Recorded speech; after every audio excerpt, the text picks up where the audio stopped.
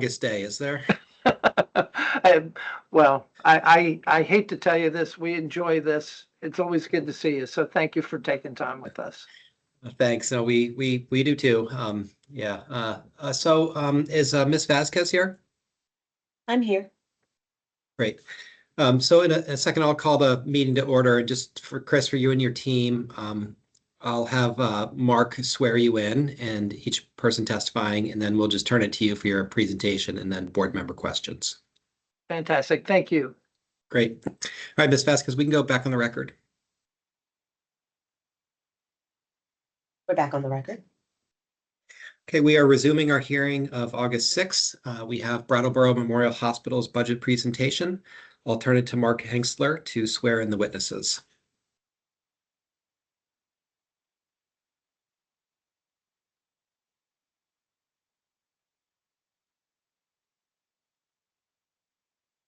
Unless he's not here, in which case I'll try and remember it.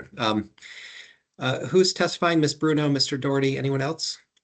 Dr. Avdich, Jackie Ethier, Zach Beltate, and Peter Blackmer. Yes. Okay. Could you all raise your right hand, please?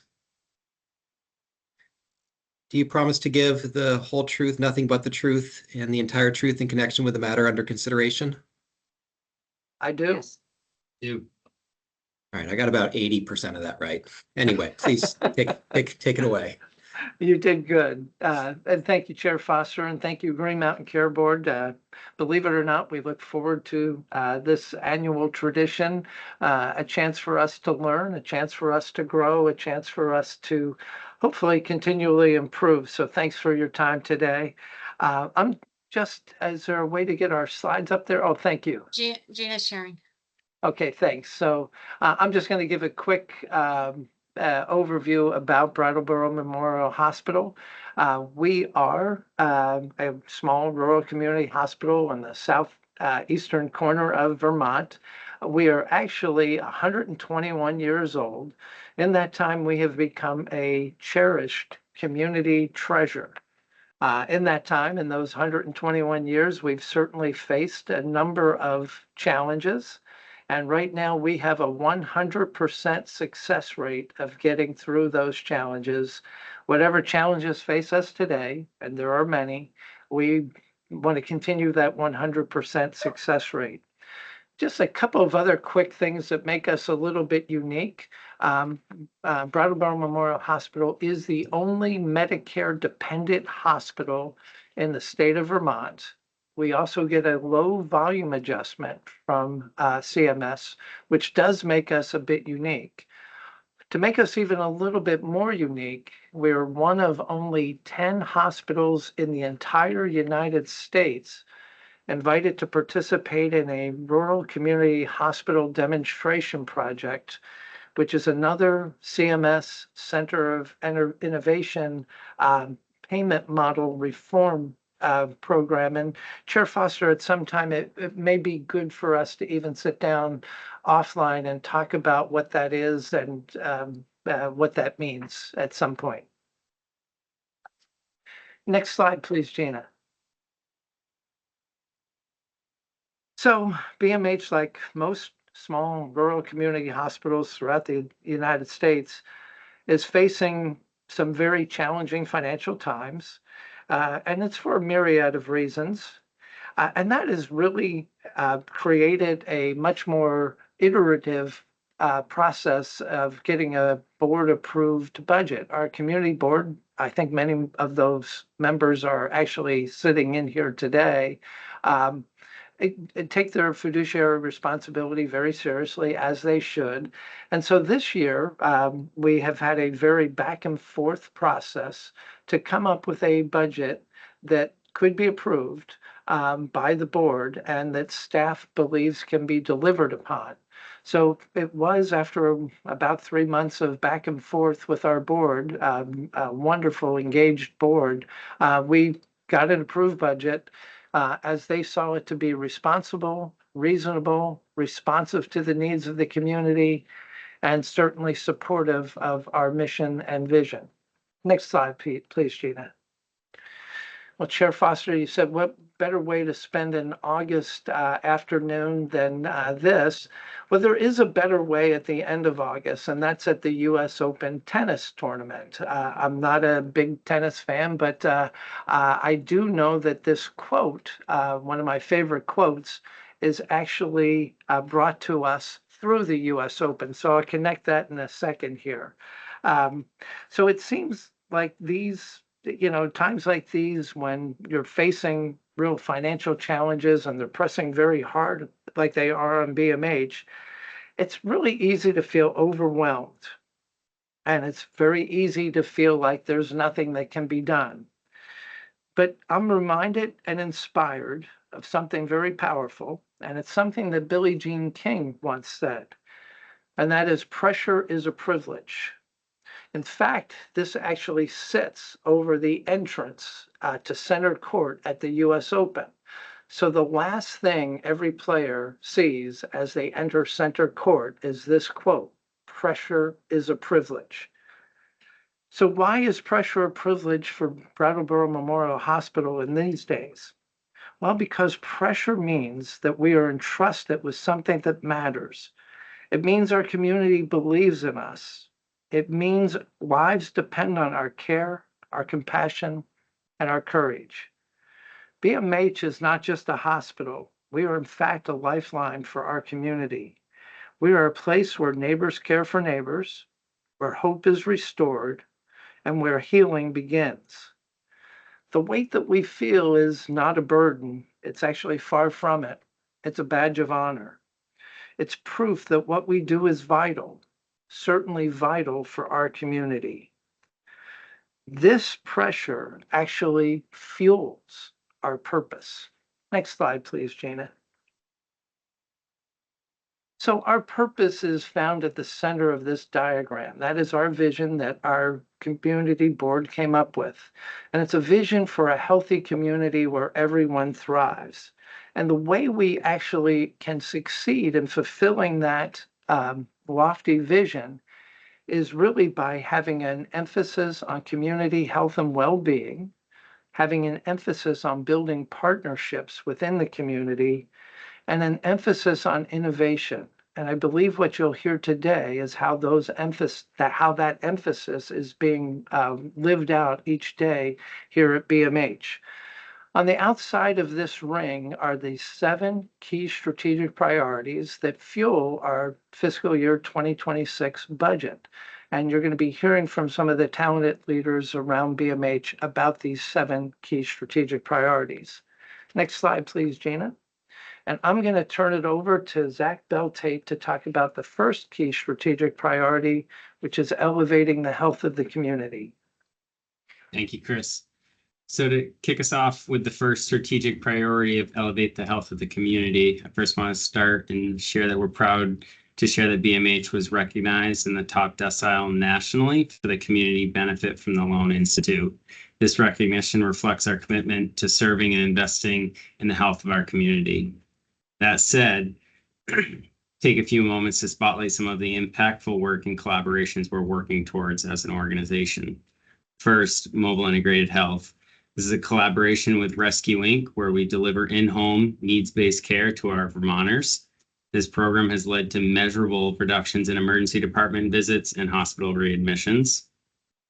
And it is a prime example of how proactive community-based care can improve access, outcomes, and lower healthcare costs. Next, to highlight the Federally Qualified Health Center, we're collaborating with an established FQHC in Senator Sanders' office to bring an FQHC to Windham County, which is the only county without an FQHC in the state of Vermont. This effort aims to fill gaps, enhance health equity, and to sustainably serve our community with affordable, accessible care. And the last one I want to highlight is Windham Aging. With the average age of both Vermont and Windham County rising, we are committed to striving to becoming an age-friendly hospital to meet the needs of our aging population.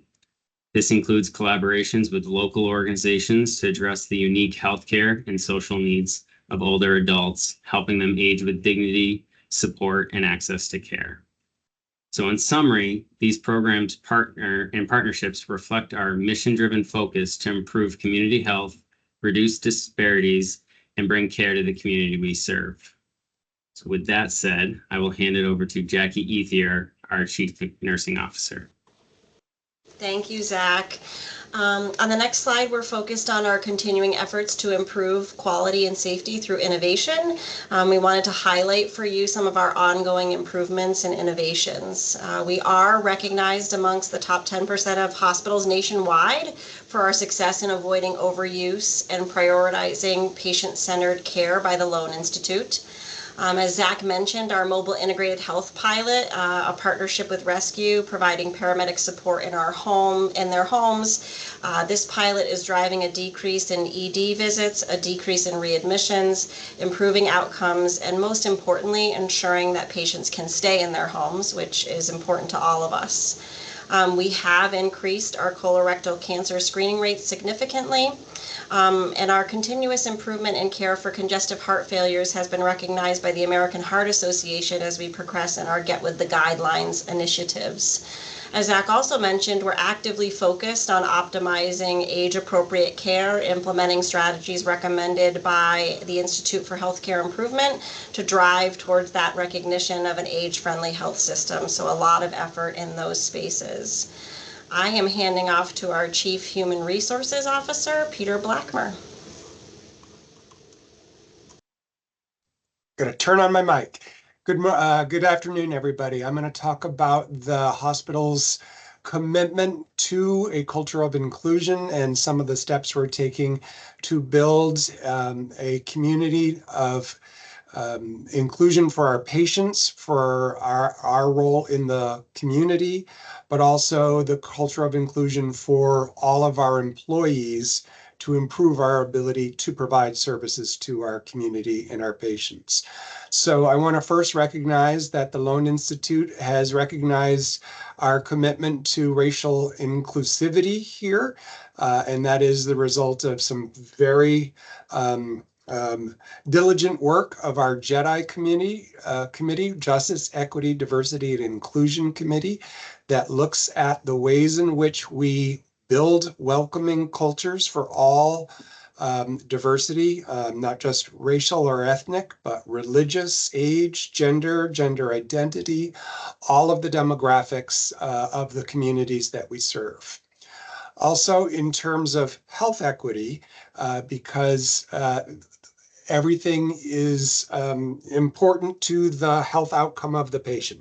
So improving our staff's ability to be sensitive and comfortable and knowledgeable of diversity improves their ability to deliver quality patient outcomes. And we have connected to those two things, and we've been recognized for them as well. Jack, next one. Thank you very much.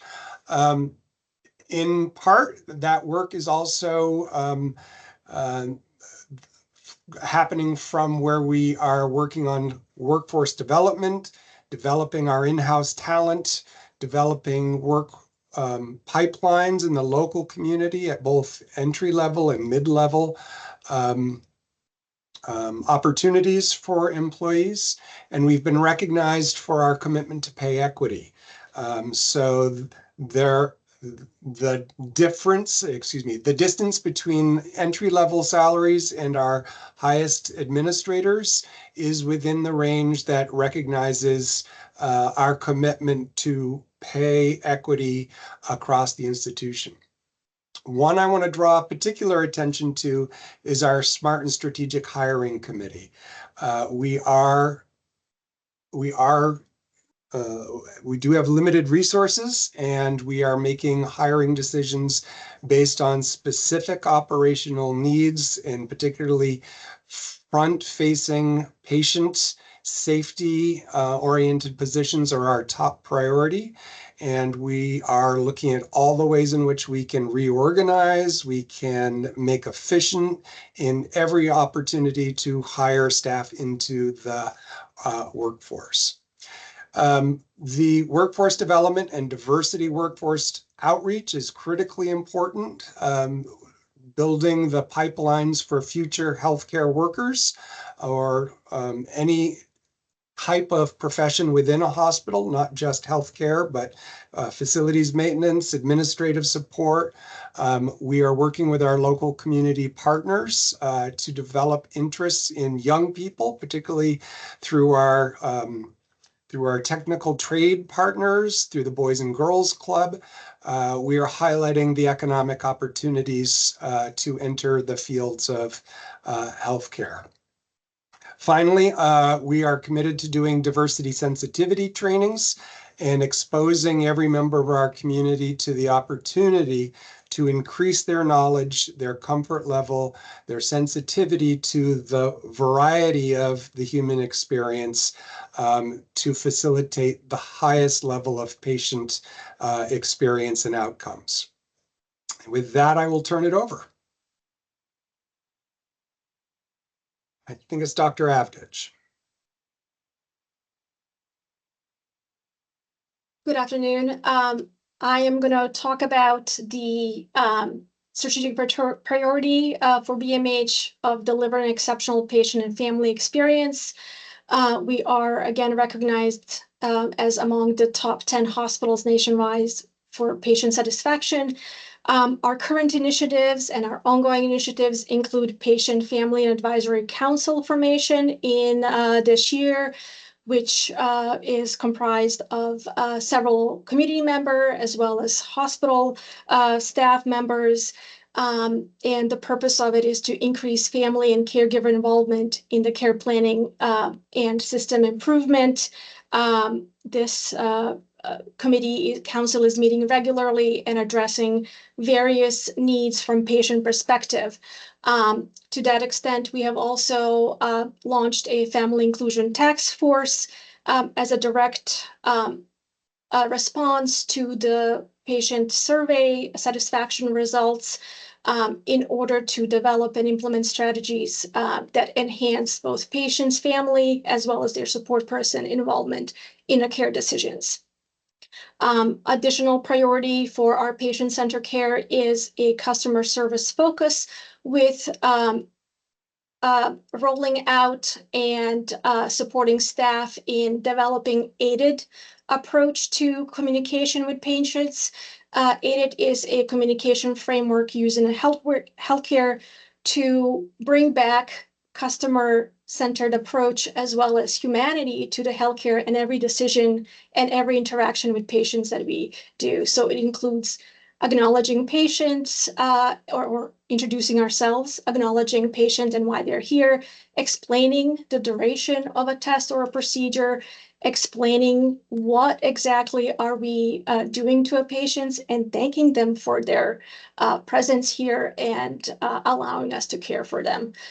It is found to improve patient interaction, found to improve empathy within a healthcare staff, as well as to lead to better outcomes. And again, our overall goal is for yearly increase in HCAHPS scores to match our commitment to patient-centered care. Next slide. Our focus continues to be on avoidable harm elimination and ongoing patient safety. To that effect, we have developed and monitor closely a comprehensive Eliminate Avoidable Harm scorecard that is comprised of elements such as various preventable infection monitoring, preventable other events such as venous thromboembolism, monitoring of medication errors, monitoring of positive patient identification, as well as focus on event reporting and minimizing serious reportable events. We are strongly focused on culture of safety and have worked very hard to create a culture where employees feel empowered to report hazardous or near hazardous situations, and where that is an expectation and professional responsibility of all of us working in BMH. To that effect, over the last several years, we have seen increase in number of safety events reporting. We have increased a number of root cause analyses that we do, and that has directly led to a significant reduction in number of serious reportable events. This enormous work has been rewarded, and in a fiscal year 2025, and for fiscal year 2026, Medicare CMS is awarding us extra bonus to our value-based purchasing, which is Medicare withholds about 2% of annual reimbursement for the hospital care, and then based on various safety and other measures, they either give it back to hospital if they meet or exceed expectations, or continue to withhold that money. So for the 2 years in a row, we have achieved and overachieved those measures. And with that, I will conclude and pass it over to Laura. Thank you, Dr. Avdich. My name is Laura Bruno. I'm the Chief Financial Officer here at BMH. And I'm going to start off by talking about our performance year to date, May in fiscal 25, and then lead into what we're doing to improve our performance in fiscal year 25. And then I will discuss our plans for fiscal year 26 and our budget. So we have had a difficult first 3 quarters of FY25. And I wanted to walk through where we are in terms of our P&L. In terms of our gross revenues, as of May, we are actually in line with our budget year to date. Although we have some bucketing issues between inpatient and outpatient, which I have fixed for our budget in FY26. But we're very pleased to see that actually we're flat to budget on our gross revenue line as of May. And I think, I'm hopeful that that favorability will continue throughout the 4th quarter of this year. Our net patient revenue is under budget by 3.7% or $2.4 million. There's a couple of drivers on that line. One is our contractual. We've been having a struggle with our contractual adjustments. We also budgeted higher than we have received on fundraising, and our capitation revenue from OneCare was we're experiencing more downside on capitation than we had budgeted for. So contractual adjustments, I wanted to talk a little bit about. As I discussed last year in our budget hearing, we were part of kind of the Change Healthcare cyber attack, and in the first quarter of this year, we took a pretty significant adjustment to our contractual allowance line to increase our AR reserves. It was a $1.5 million adjustment that was recommended to us by our audit firm, and so that's part of this number. The other aspect that is impacting our contractual adjustments is that our AR is too high for the size of our organization. So we're about a $300 million gross revenue organization. Our AR is at about 38 million, which is creating a drag on our balance sheet and our P&L that we need to fix. And so our goal is to get our AR down to kind of a $25 to $28 million level. And I believe that will alleviate a lot of pressure on this line of our P&L as well as on our balance sheet. And I'm going to talk a little bit more about that in the coming slides. But those are kinds of dynamics within our net patient revenue. We also, had a higher than normal bad debt number for the beginning of this year, which we're working on and have some initiatives in place to correct for that. So there were some headwinds for us in the deductions to revenue section of our P&L. And then our net operating revenue is a 3.4 million lower than budget, which sets us up, poorly for the total P&L. I want to talk through each of these operating expense lines. Wages were favorable by 3%. We've been putting a lot of focus into right sizing our staffing model. And I'll talk a little bit more about this. We have a hiring freeze in play. And so we are getting some favorability on our wage line from those elements. Benefits, we have faced some headwinds this year. We actually switched our benefits purveyor in January from Health Plans Inc. to CBA Blue, which is a Massachusetts branch of Blue Cross. We are actually seeing some favorability on our premiums for the employee health benefits, but we have a few employees and spouses of employees that are driving individual claim values that are quite high and above where we budgeted, and we're a self-funded plan.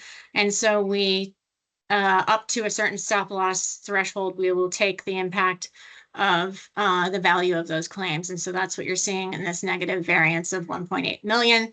The other impact that's in there is our pharmacy benefit for employees, where we are overspending on certain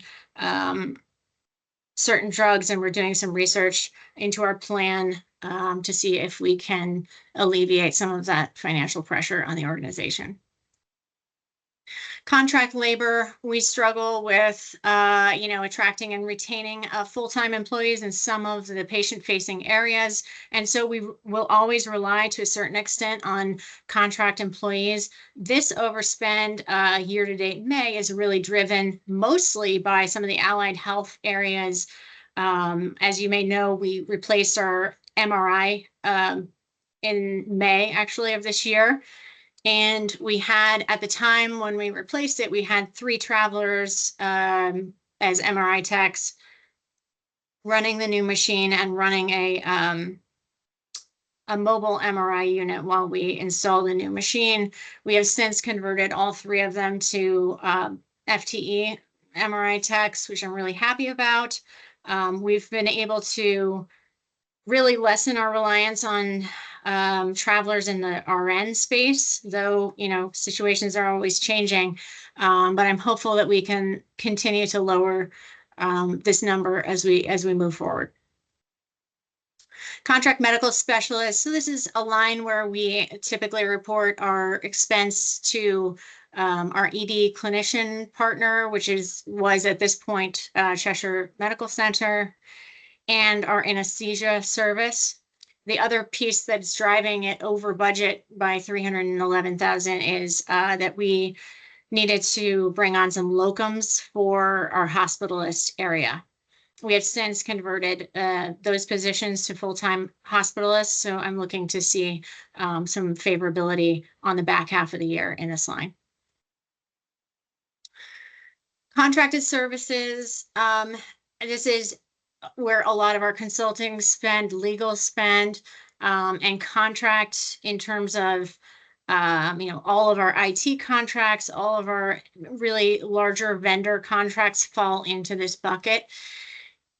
In FY25, we have isolated about 1.5 million of this overspend of 2.2. That is non-recurring spend, so it's a one-time hit. So we anticipate improving significantly on this line in FY26. I budgeted it up from where we budgeted in 25, but it's sort of in between the 25 spend and the 26 projection is an increase on the 25 budget, but an improvement on the 25 projection in actuals. Med-surg supplies, very pleased to see that this line is sort of practically flat to budget. I think this is attributable to our joined membership in the New England Collaborative. We're getting better pricing on some of our equipment that we purchase for orthopedics and all of the supplies that we purchase organization-wide. So we're happy to see that this line is improving.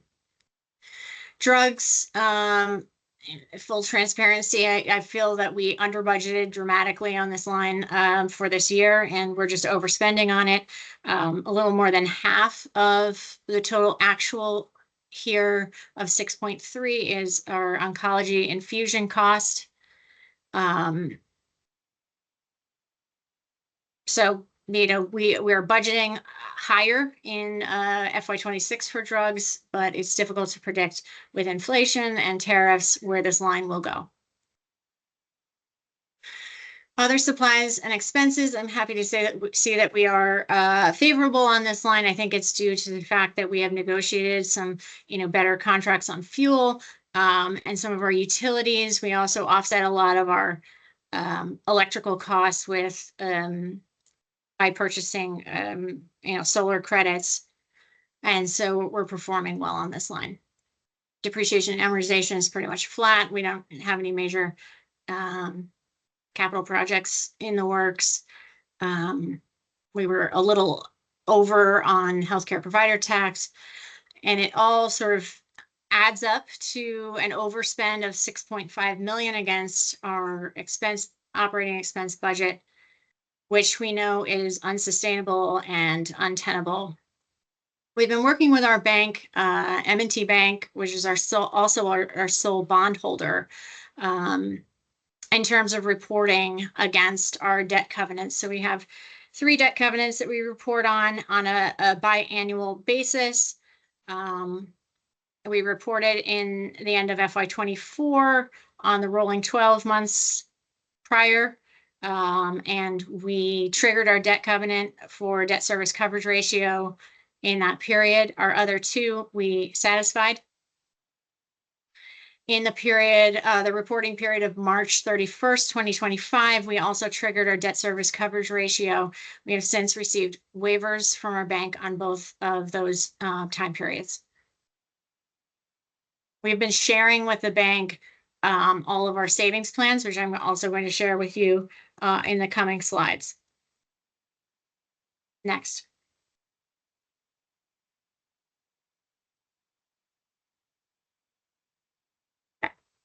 So the balance sheet, I just wanted to give a snapshot of where we are on the balance sheet. I believe it's improving, but we have some ways to go to get to where I think, you know, we need to be. Our balance sheet in general is strong. Most of our assets are in our buildings here on the facility. And, you know, that the value of those will not diminish. Couple of things I want to call your attention to here in the year-over-year change. So you can see there's a prior year 5/31/24. If you look at the total current assets, we were at about 37 million. That's really driven by the value of the AR. Our AR was at 50 million at that point in the year after Change Healthcare happened. And we're down to 33 million. This is a lot of good work that's going into improving our AR and our revenue cycle performance from my team in revenue cycle and finance.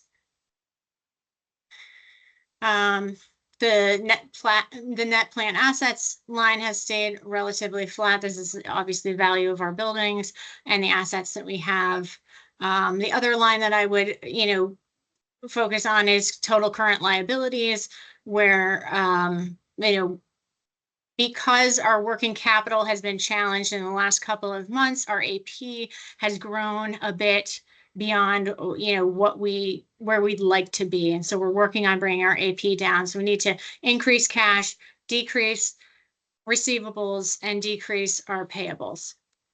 So we're very focused on improving our working capital. Next.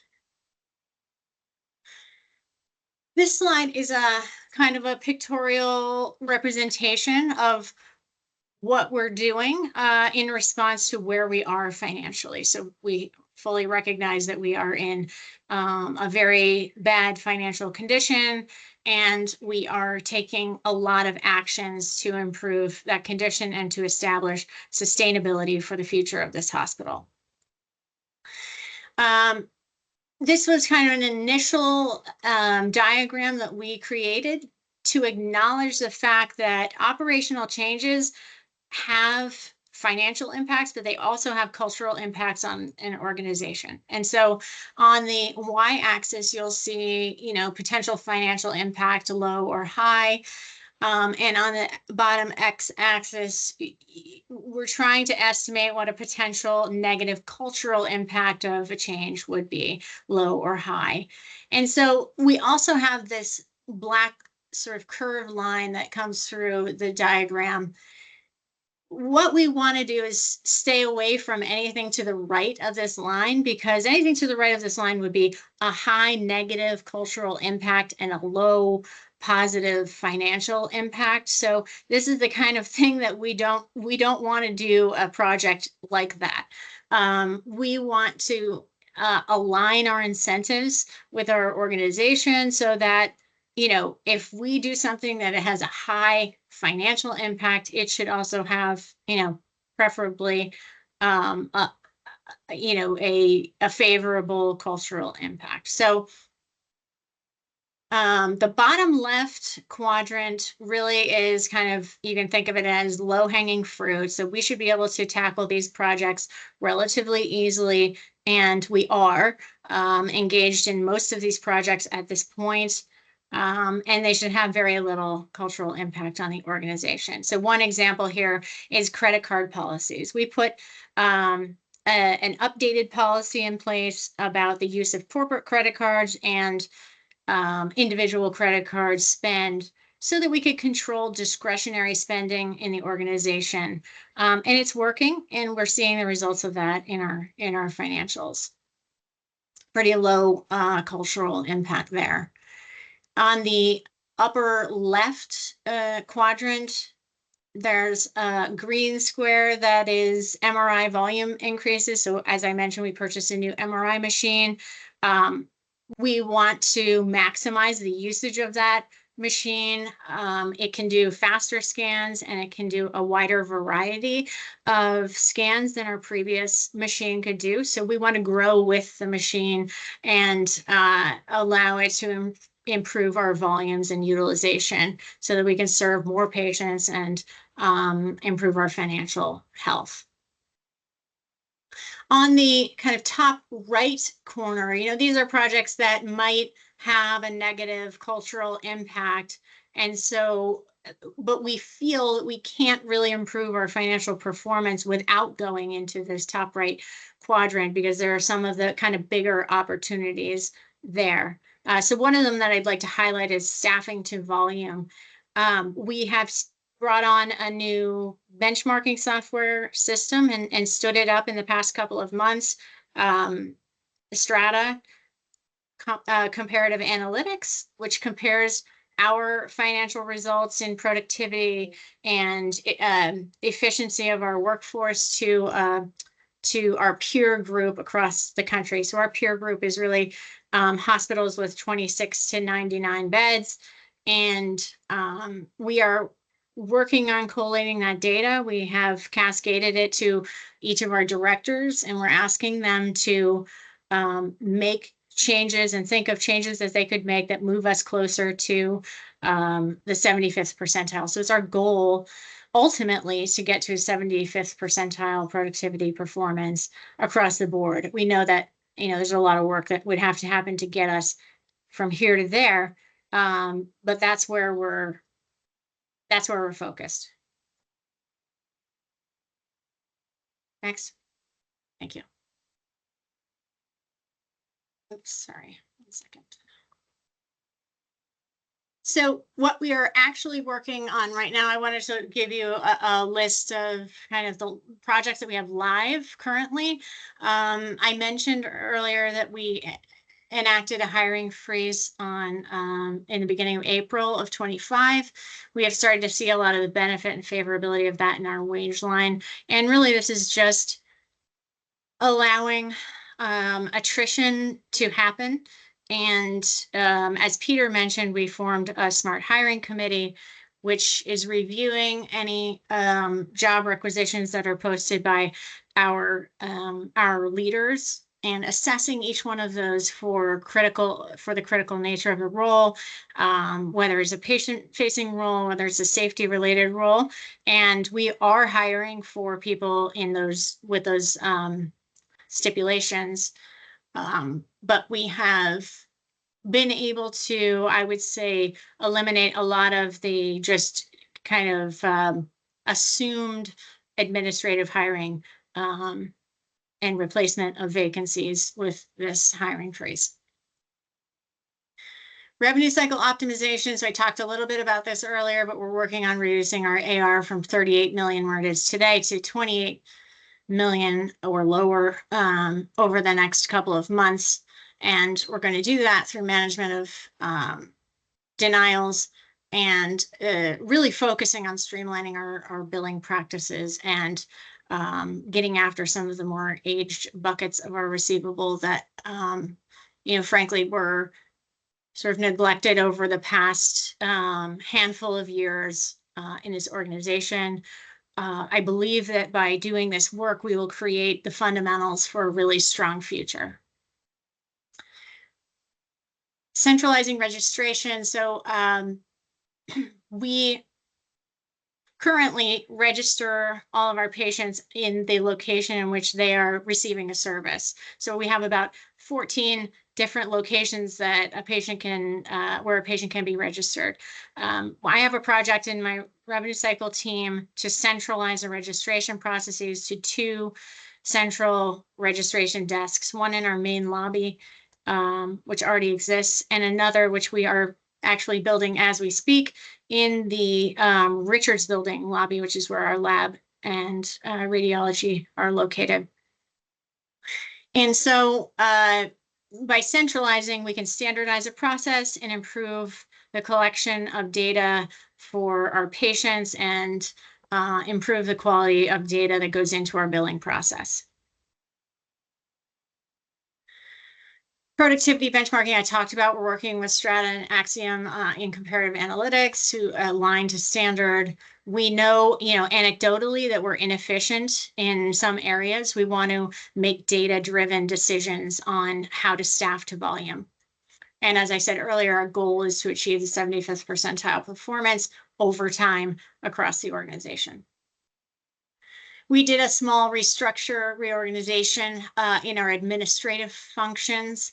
I think it's important to note that there were no collective bargaining unit employees impacted by the restructure that we did in the month of June. The focus of this restructure was really streamlining some of our upper management and leadership functions. We're asking people to take on more responsibility and to eliminate some of the spans and layers of leadership so that we can get to kind of a better organizational structure. Establishment of an FQHC.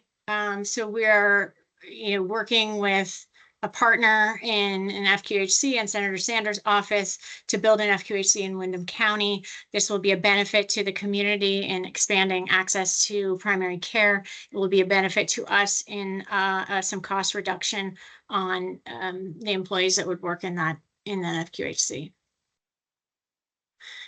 ACO MSSP, this is an accountable care organization, Medicare shared savings program. So we have sought a replacement of OneCare Vermont Medicare reimbursement and have partnered with, have chosen to partner with an organization called Belong, which I believe also Southwestern is joining starting January 1st.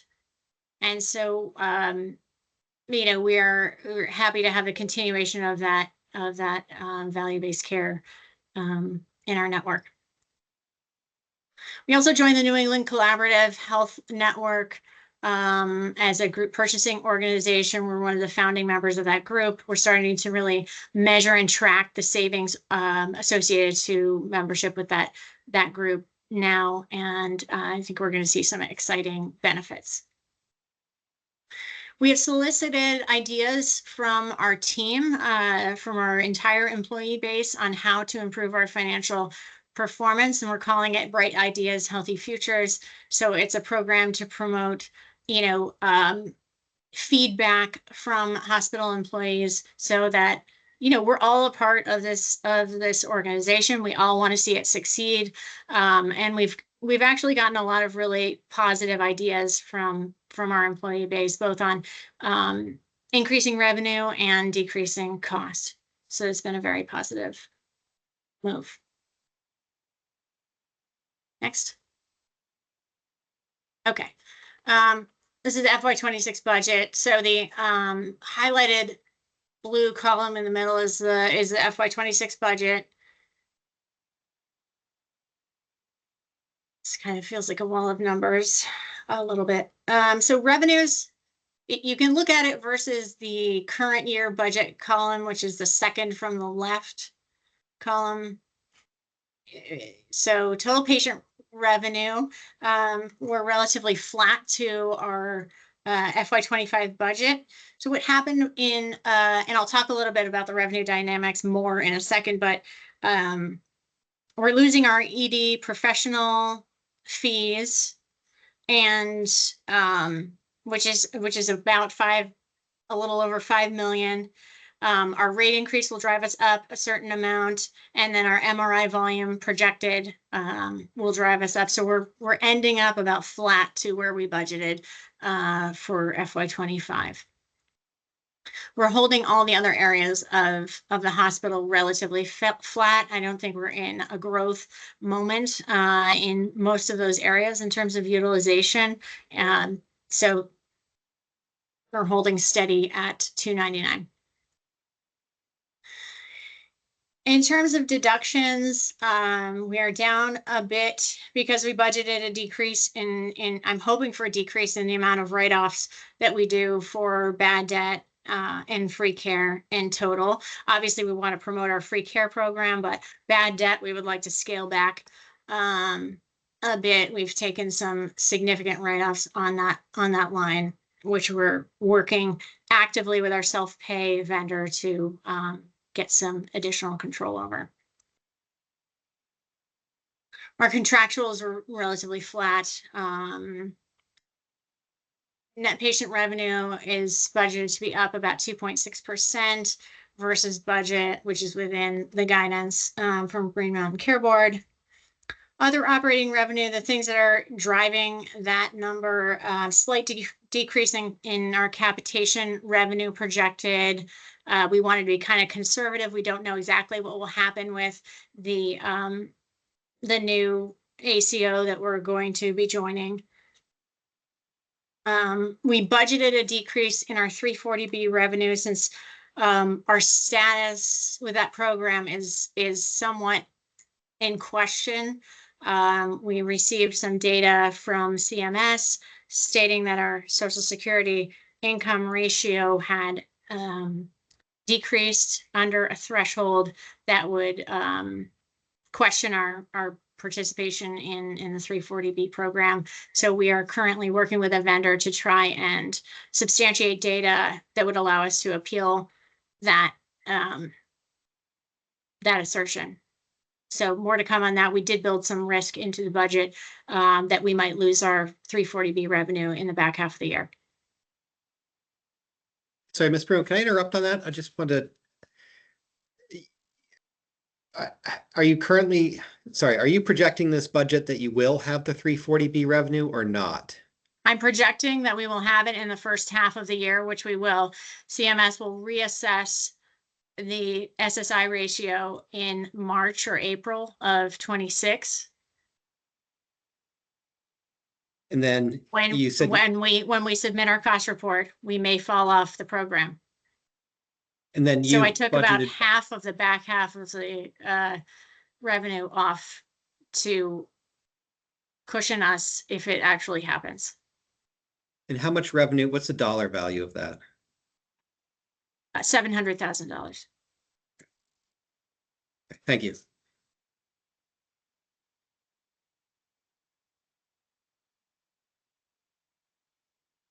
Okay, so our total operating revenue increase is 1.6% or 1.9 million, which is a pretty conservative increase year on year. The labor line in the operating expenses has wages, benefits, and contract labor included.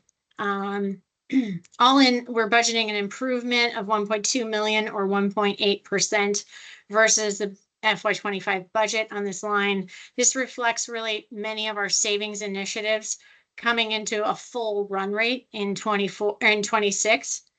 And many of the initiatives that I've talked about, including reducing our administrative expense, reducing spans and layers of management. It also reflects an increase, a slight increase in contract labor to more closely reflect our current experience and run rate of contract labor. The professional fees contains our ED providers and our anesthesia service. This line is somewhat favorable to the FY25 budget because our ED clinician contract terms have changed. And so we had a little bit of favorability there related to that. We gave away the professional fee revenue and took a fee reduction. Purchase services are a roll-up of many of our IT contracts, as well as consulting services and legal fees. We're budgeting a decrease over FY25 projection because we had, as I mentioned earlier, several large one-time impacts in FY25 that we know are non-recurring. But we know that some of our legal expenses, for example, will continue. So we wanted to kind of establish a middle ground on that line. We did budget up on medical supplies driven, by utilization partly and also by inflation. Drugs, as I mentioned, were under budgeted last year. We're attempting to right size this year. Oncology infusions are the main driver of the spend on that line. All in, we have a small positive margin of $245,000 or 0.1%. Next. Okay, so the rate increase by payer grouping, we're aligning with the guidance on commercial payers, 3%, 2.4%, which is what Medicare has granted, and we will apply that only on our inpatient volume because we're not certain that as a Medicare dependent hospital, we can apply the increase on our OPPS rate. And 0% on Medicaid, so it blends to a 1.5% across the board increase. Our NPR increase, the guidance was 3.4. We're well within the guidance at 1.9%. Operating expense increase, the guidance was 3%, and we are increasing by 1.9%.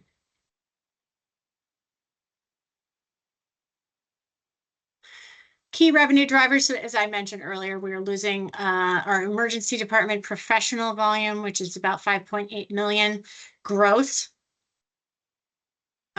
We are anticipating increasing our MRI and imaging utilization to the tune of about 2.3 million, also gross. Rate increases of this blended 1.5% that I described will account for about 3.7 million gross.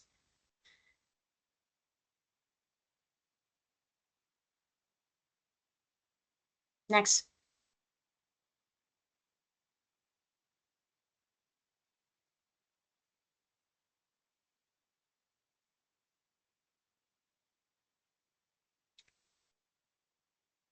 Are we stuck?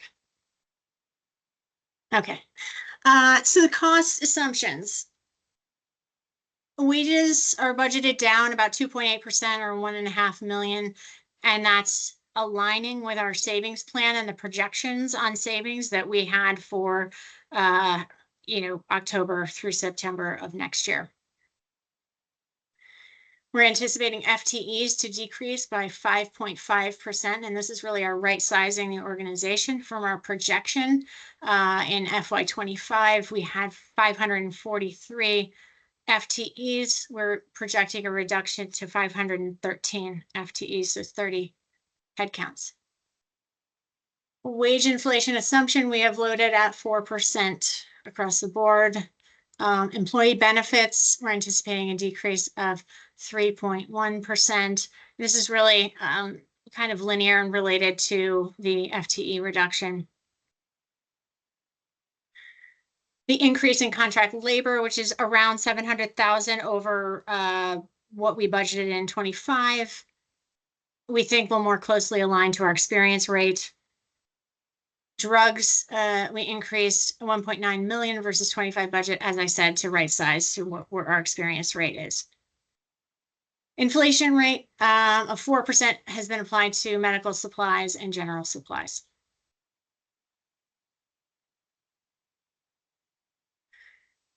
So our capital budget, in FY25, our big capital purchase was the MRI, which was 1.7. It fell under the CON limitations.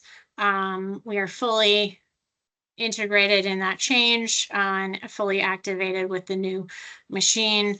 We also had the benefit of being able to tap into our 2016 bond issuance, which was outside of its spend period, but we got we had an arbitrage rebate calculation done on our 2016 bonds, and we were cleared to use the remaining 2 million in funds that was on those bonds for long-lived assets that we might want to purchase. So we were very fortunate to be able to use those funds to buy some air handlers that really needed to be replaced, some generators for buildings that we have that were not on generator power.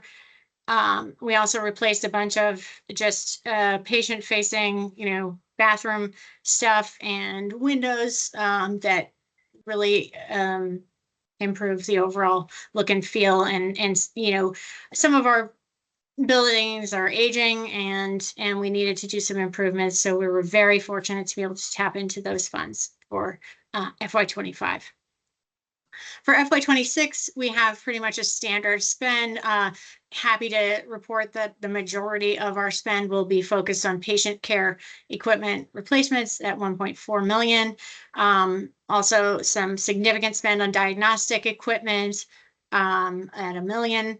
And then, general plant age of plant repairs at about 400,000, and IT infrastructure upgrades and cybersecurity type work to be done for about 480,000. So all in, our capital budget is 3.3 million. And I'm pretty comfortable with that amount. It's about 1% of our gross revenue budget.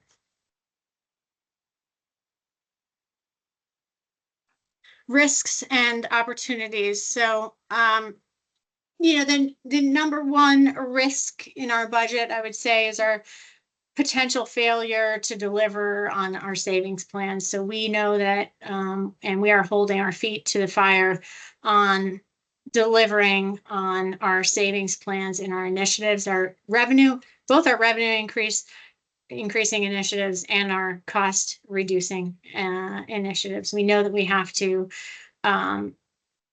return this hospital to a place of sustainability for the future. But it is a risk. As I mentioned, our 340B program revenue is a risk in the back half of FY26.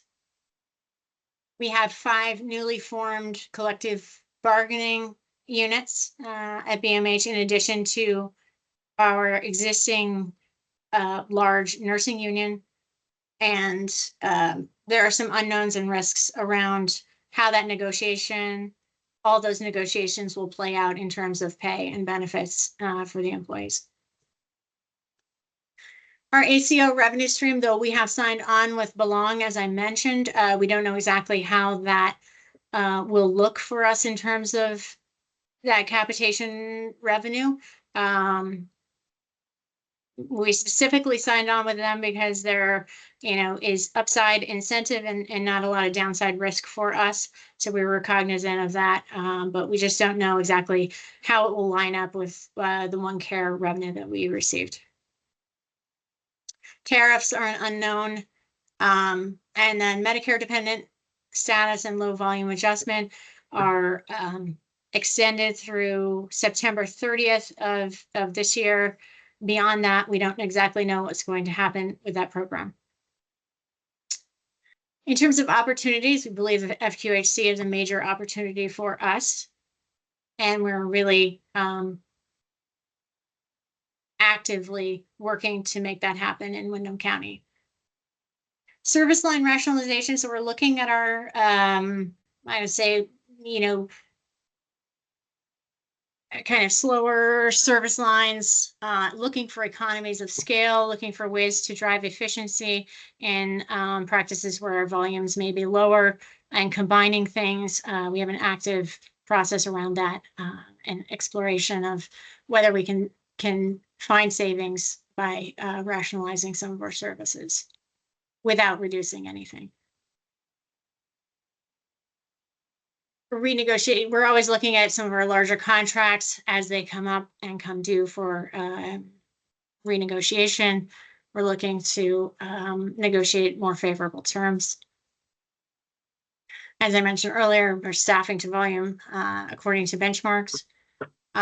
We have applied for an employee retention credit. We're waiting to hear back on that as a major opportunity for us. And as Chris mentioned, we applied for and were accepted to the Rural Community Hospital Demonstration Project, which would reimburse us more like a critical access hospital. So we think it's an advantage in terms of our Medicare Part A inpatient volume. We also joined on to a Blue Cross Blue Shield class action suit nationally. And we're hopeful that we might, we don't know exactly what will come of that, but it's an opportunity. All right, so I believe I'm turning it over to Chris. Yes, thanks. Looking ahead, we are looking at the Act 167 recommendations for the short term that came from Oliver Wyman and from the first cut of the SMART goals that Rural Healthcare Redesign Center is sending out to us. They're very consistent. So we're very much in the midst of implementing these short-term recommendations. You saw Laura and heard Laura talk about the cost reduction strategies. It was Dr. Hamery who said and operate at break even. From his lips to God's ear, we will count on that. But we are striving to do that at this point in time. And in the midst of that, there's also recommendations about collaborating with Grace Cottage and Springfield Hospital to support care in home. And actually, the Rural Healthcare Redesign Center has been truly indispensable to our work in mobile integrated health. And so we've actually got a proposal out there to expand our mobile integrated health program to Grace Cottage and actually have a complete Windham County mobile integrated health program. We're asking for some funds from HRSA. We've applied for a grant for that. I'm also happy to say that we have 2 commercial insurance companies who are starting to be very interested in paying for the work of the community paramedics in our mobile integrated health program. Strengthen our relationship with EMS. Well, our mobile integrated health has been a big part of that. And then we've typically always been involved in a regional specialty group with other hospitals. Most of that has been through Dartmouth. And that is actually becoming much more challenging at this point in time because of the financial situation that Dartmouth Health finds themselves in. So we've lost a lot of that relationship with Dartmouth Health, but we're very hopeful through the New England Collaborative Health Network that we'll be able to start to build a real regional specialty group collaboratively across that. And then again, reimbursement is so chaotic at times. We are very concerned about the fate of Medicare dependent hospital and low volume adjustment. So we have applied for the Rural Community Hospital Demonstration Project and actually been picked to go into that. And then, we can opt out of that or we could continue in that. One of the things that offers us is the opportunity to offer swing beds, which is something we cannot do at this point in time. Laura had also mentioned that as a Medicare dependent hospital, we do not get any of the increases in OPPS. This looks like it would give us the opportunity to get the OPPS increases. And so we're actually going to be meeting with the MAC to find out about that.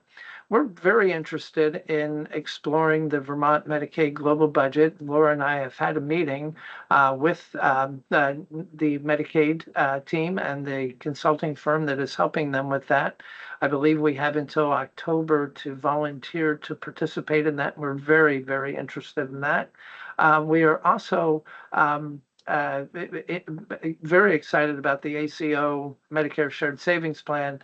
We actually believe we're going to be creating more revenue and income than we received from OneCare in this for traditional Medicare patients, because there are fee-for-service incentives paid for annual Medicare well visits, timely follow-ups for emergency room visits, timely follow-ups for patients discharged from the hospital, that we believe will really achieve some incredible helpful increases. And then the partnership with the Federally Qualified Health Center is actually our biggest opportunity to really change our financial performance. We're in incredible debt to Senator Sanders for his leadership in this, and we're delighted with the partnership that's developing in this regard. Next slide, please, Gina. All right. So Victor Hugo reminds us that the future is not fixed. It's shaped by those who dare to believe in it. We are not weak. We are not faint-hearted. We are strong. And we're strong because we care deeply. We care deeply for our community, for the patients we serve, for each other, and for the vision and mission that we hold here and that brought us to work at Brattleboro Memorial Hospital. We are strong because we adapt, innovate, and persist. And we are strong because we know that the ideal future is not a distant dream, but it is something we build together, step by step, with courage and conviction. And with that, Chair Foster, I believe that is the end of our presentation, sir. Thank you all very much for walking us through that. I'll turn to the board for questions, and I'll start with Member Teachout. Great, thank you. Thank you for your presentation. I do have a few questions, and it was very helpful to hear your explanations after reading your narrative.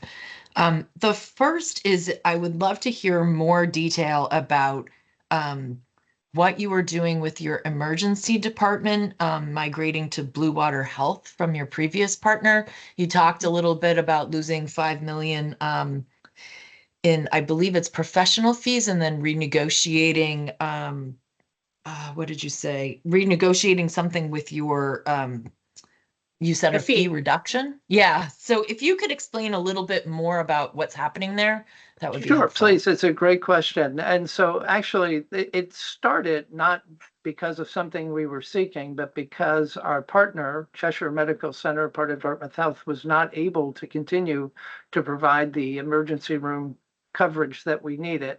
So they, and a tremendous credit to them, they gave us about a 10-month notice, which thank goodness, because it took about that time. But if you also realize in that time, it looked as though we were going to the ahead model for Medicaid, Medicare, and global budgeting for hospitals. So actually, for us, a better deal would have been to let go of that net patient revenue to an outside contractor, because that lowers our costs here, and to actually reduce our expenses by spending less on the coverage. So we negotiated that contract actually when we were still in the midst of believing we were heading into global budgeting, because it would be favorable for a global budgeting model. But what also it does is it gives us an opportunity. This company is very skilled at value-based payment models, is very outcomes driven, and that is really the ED of the future, and we're delighted to have this partnership. So that's why we jumped into this. There was a necessity to find coverage, but then we also found that this really aligned with our strategic direction. Thank you. Is this part of the reason why there's a decrease in labor expenses, because you're shifting those FTEs out of your hospital, or is that a different issue? Great question. It's not. They were always contracted services. And so they were showing up, Laura, under contracted medical Medical services, specialists. medical specialists. But we actually are able to reduce our cost for those services. They were never employed by us. So these were always contracted services. So there's a reduction in that cost that actually is really better than the real net patient revenue that we would be getting. That 5.8 is a gross, and for emergency room professional fee services, you're lucky if you're getting 25% of that as net. Okay, and I'm probably stepping, into a little bit of a process you've been doing for quite some time. I also had a question. I wanted to get a little more detail on your accounts receivable and the reasons, that you got so far behind, even though it's clear that you're trying to catch up and right size that. And then whatever your auditor recommended, a little more color there would be helpful as well. Mhm. Yes, so, I would say over the period, as we're looking back at the balance sheet, I would say over the period of kind of 2021 to 23, our AR had increased pretty dramatically. And there were some efforts made to hire a company that could come in and clear out some aged balances. That company was not successful. And we've had a couple of administrative changes here subsequent to that, where the balance sort of rolled forward, I would say. And then we had the incident with Change Healthcare, where our AR ballooned because our claims were sitting in the system, unable to be released electronically. And so we released as many as we could, but then we had a backlog in AR that persisted for a period of time until we were able to get in there with a company and clear it out to the extent that we have currently. The auditor piece is about our AR reserve, which is essentially a cushion that we keep on the balance sheet for claims that we can't collect on outside of the normal, contractual allowance. And so it's kind of like an insurance policy, and the auditors wanted us to be more conservatively reserved. And so when you increase your AR reserve, it hits the P&L. Okay, thank you. That's helpful. I'm sorry, that's probably confusing, but I'm absorbing it. I'm trying. So I'm jumping around a little bit randomly. Sorry, I should have organized my questions. But another thing I was curious about is the discussion of pharmacy. And you talk about the increased use of oncology infusions and the costs. It was on one of the pages of your narrative, page 5. But you haven't talked at all about the impact of H266 on your organization. Are you one of the hospitals impacted by the cap on drug prices? I hate to say this. I think the answer is we're not so sure we are, because if we are in the Rural Community Hospital Demonstration Project, we're actually considered a critical access hospital. We are unique as we started off. It's such a good question, so thank you. And it's probably something that I don't know, Chair Foster, it's probably something we should really dive into as to what this means in terms of the Rural Community Hospital Demonstration Project. For everything else, I mean, like swing beds, OPPS, we're being treated as a critical access hospital if we go into this program. I believe the legislation exempts critical access hospitals from the cap. That is true. When do you anticipate deciding to go into the program? Well, we have to opt in by October 1st. We've opted in already. We would start October 1st. We owe our board, our community board, a pros, cons, and we have that scheduled for August 22nd. Our goal is, because this would start October 1st, our hope was we would know what the fate of Medicare dependent hospital would be by now. We don't. So we've already opted in. We would opt out prior to October 1st and continue as a Medicare dependent hospital. A long way of saying by the end of August, we should know if we're continuing with the Rural Community Hospital Demonstration Project.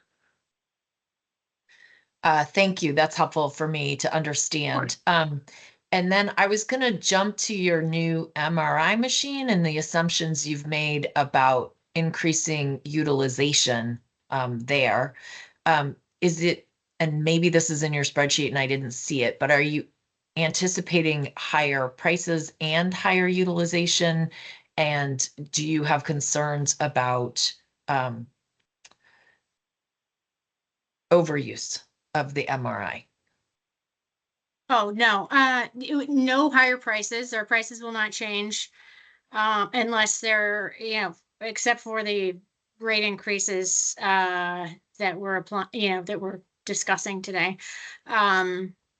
So the pricing on it will not change. We do expect the volume that we can throughput through the machine to increase because the shorter length of each scan.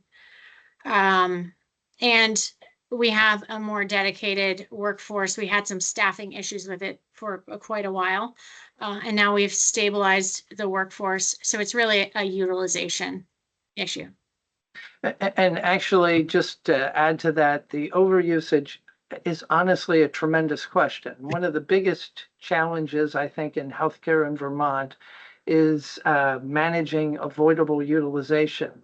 Proud to say that once again, BMH has been recognized by the Loan Institute as actually a top decile performer across all hospitals in the United States, all 3,000 plus, as a lowest overuse ranking for any of the hospitals across the United States.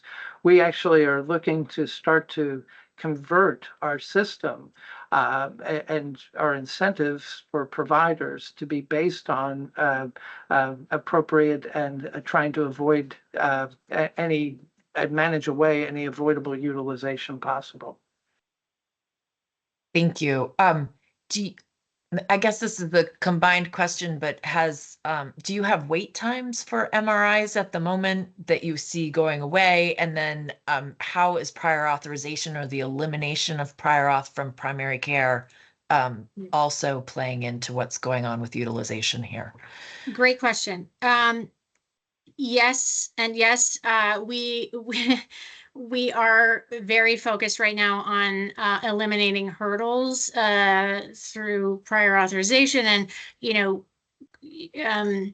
improving our speed from order to scan in our prior authorization process. We've actually centralized all of our prior authorization under a manager on my team. And that includes the MRI piece. We did have a backlog. We are working through that backlog. And our goal is to really make it as much of an efficient process from order to scan as possible. So yeah, we'll get into the scheduling as we clear the prior authorization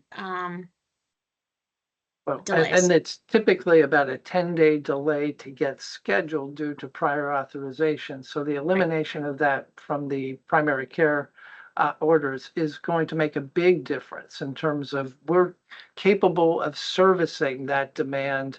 Right now, it gets bottlenecked because of the prior authorization. And some insurance carriers will tell you they can take up to a month to give you a prior auth for something like that. But it's typically on average about a 10-day delay. Okay, helpful. Thank you. It's good to hear your insights there. And I'm looking at my questions to make sure I get them all. You did say that you were targeting the 75th percentile for productivity with your new Strata Compare analytics. Where are you currently moving from to the 75th percentile? So when we look So- at the entire Mhm. organization, we're in between the 25th percentile and 50th percentile. So if that's looking at really like worked hours per adjusted patient discharge. But then when you start getting down deep into each specific department, we're finding a smattering of departments that are around 25th percentile. And the goal would not be to jump from 25th percentile to 75th percentile instantaneously. It's actually impossible, but to start a stepwise progression. And the beauty of the system that we're using is it gives you 5% intervals, and it tells you what the worked hours change are, and then it gives you a dollar amount for being able to affect that change. So each department head will have a stepwise approach towards the 75th percentile. Again, we are a low volume adjustment hospital, which means we have a higher fixed cost rate than other hospitals. In fact, the federal government counts that at 25%. So getting to the 75th percentile for some of those areas that don't have a lot of variable, flexible staffing may never be possible, but we'll know that that's because of this fixed issue that we have. Thank you. It's helpful to hear that. And then my last question is on your employee health insurance benefits. And you talked, I'm very familiar about how individuals can drive up the cost. And you talked a little bit about pharmacy. Are you covering GLP-1s for your employees? It's been in our formulary for diabetics. It's been in our formulary for morbid obesity, but it has also kind of crept into it for weight loss. And that's something we're working on with our benefits administration, our pharmacy benefits manager, and trying to come up with a really good plan that shows alternatives, because it is probably about 75% of the increased cost. The other big cost is central nervous system medications. Just one medication has been, an over $100,000 increase to our pharmacy benefit costs in this year to date. So trying to figure out ways, making sure that all biosimilars are being explored and that we have a stepwise approach to getting to these. So we are in the midst of working on that. It's another great question. Thank you. Thank you for answering all my questions. I'll pass it to the next person. Member Walsh? Yep, thank you. And Chris and Laura and team, before I begin, I just want to acknowledge both the tone and the intent of your presentation. You're clearly striving to align your mission and your budget. And I want to recognize the awards that you've received from the Lown Institute. That deserves to be noted and celebrated. So well done. I also want to acknowledge the effort underway to develop a safety culture and your Bright Ideas Healthy Futures program.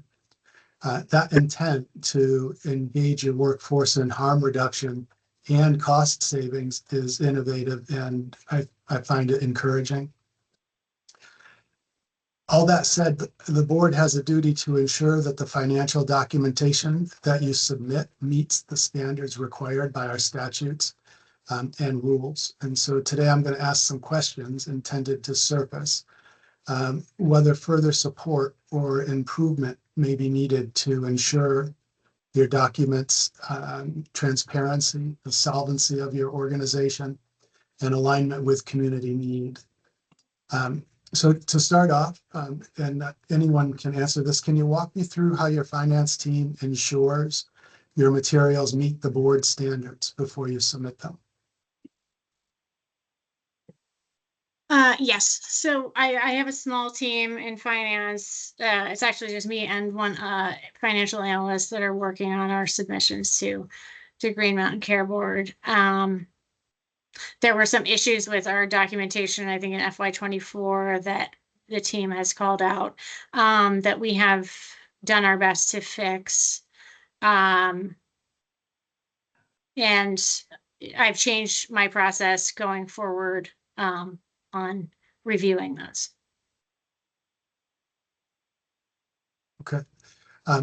So one of my next questions was the number of full-time staff that support the operations. It sounds like it's 2. Yes.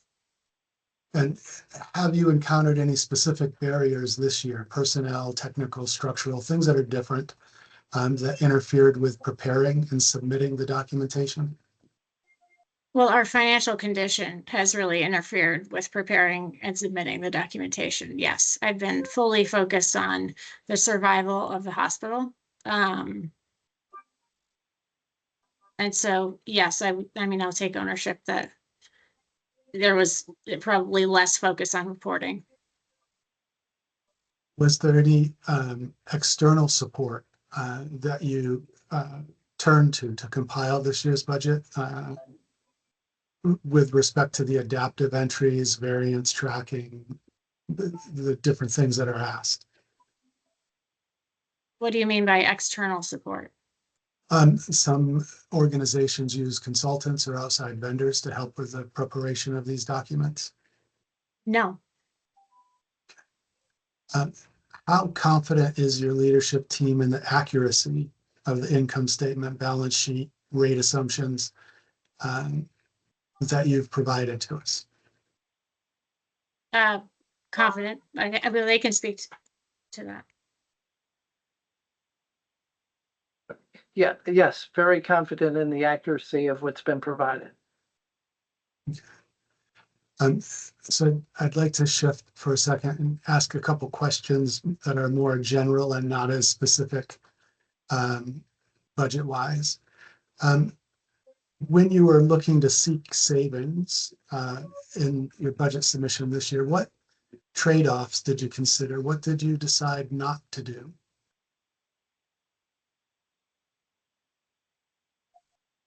So in terms of the reductions that we have decided not to do, it was eliminate any service lines. Our goals, we're doing everything that we have within our power to avoid service line elimination and any excessive reduction in force. So none of that has actually been, those are things that have been decided not to go into. So there's those 2 are really at the high end of it. I think the other high end of it is moving from independence, from being an independent hospital to being owned by a system. That also was something we did not budget. Those are the things that, as Laura pointed out, were potentially high positive financial impact, but also very high potential negative cultural impact. And so we have stayed away from those things that could have that high potential negative impact on culture. I appreciated that. And I appreciate the 4 quadrants. That slide I thought was very well done. And I think I asked this a few moments ago, but I want to be sure. I was asking about balance sheets and income statements, but beyond the GMCB finance team's review, were there any internal or external reviews of the materials you submitted, particularly the NPR, the 340B reporting, bond covenant compliance, those materials, were they reviewed by anyone outside the organization? Outside the organization, Laura, do you want to address our bonds, the company that works with us on our bonds? Yes. So on the bond covenants, we work with a company called Echo Financial that is a kind of a bond advisor for us, and they help us to compile our rolling 12-month look back biannually that we put together for the bank. And that's based on our income statement, balance sheet, and cash flow dynamics. But Dr. Walsh, to your question, not specific to what was submitted to Green Mountain Care Board, but this is something we do all the time with Echo. Is that accurate, Laura?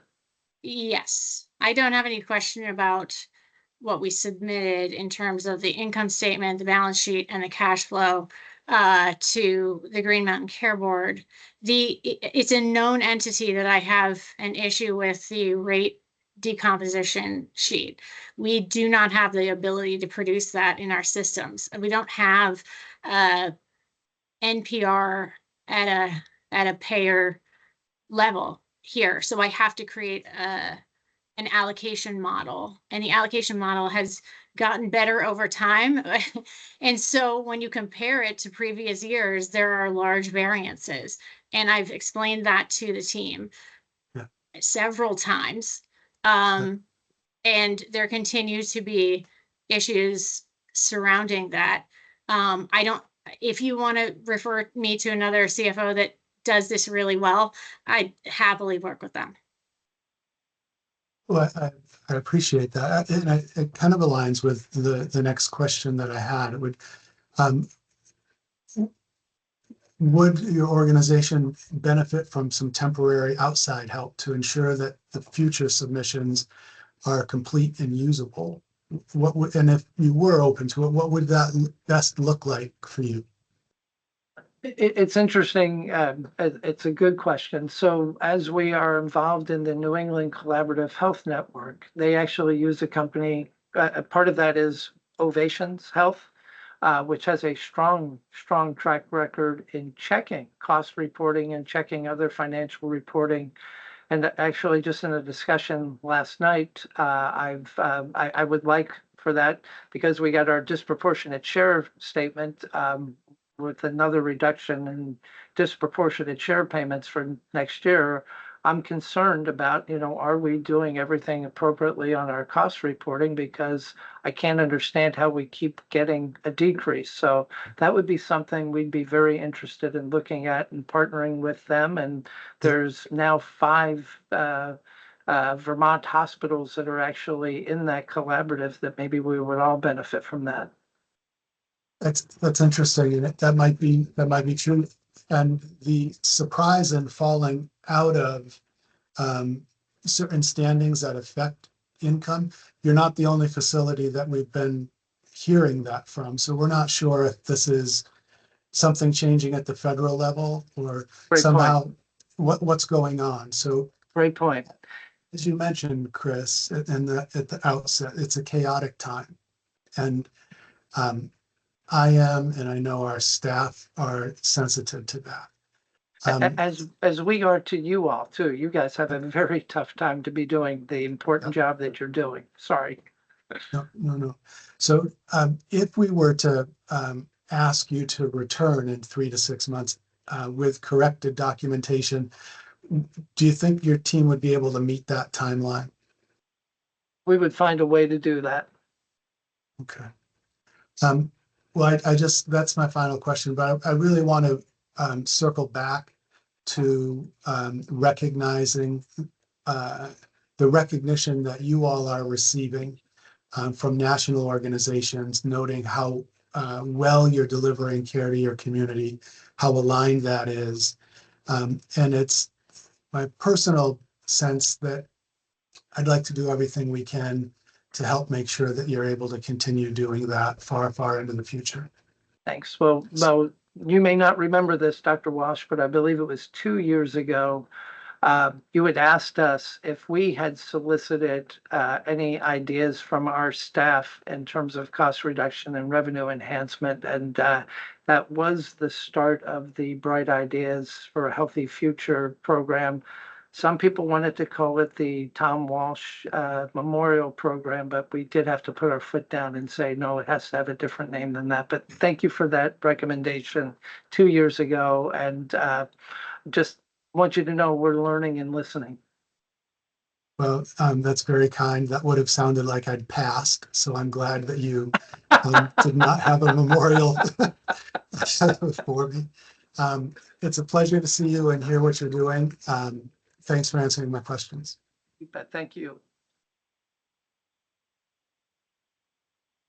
Member Holmes?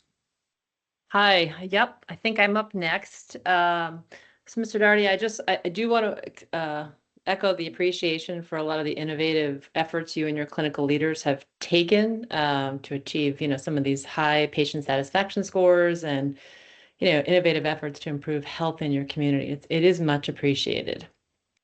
But I also have to share, and this is really directed, I think, to your CFO, Ms. Bruno, that I really find, honestly, this budget submission to be really disappointing. I don't think I've said this to a hospital before, but there are incomplete, missing tables, data that don't tie out, that are internally inconsistent, limited answers to our staff's questions. And I know that our staff has reached out for many months to try and work with you to ensure that this budget submission is complete. We got materials late last night, incomplete responses to many of the questions that are an attempt to reconcile your submission. It is really hard to properly evaluate your budget when we just have discrepancies, inconsistencies, and unanswered questions. And I have to say that the burden is on the hospital, right? To submit a budget and to submit the materials that support that request.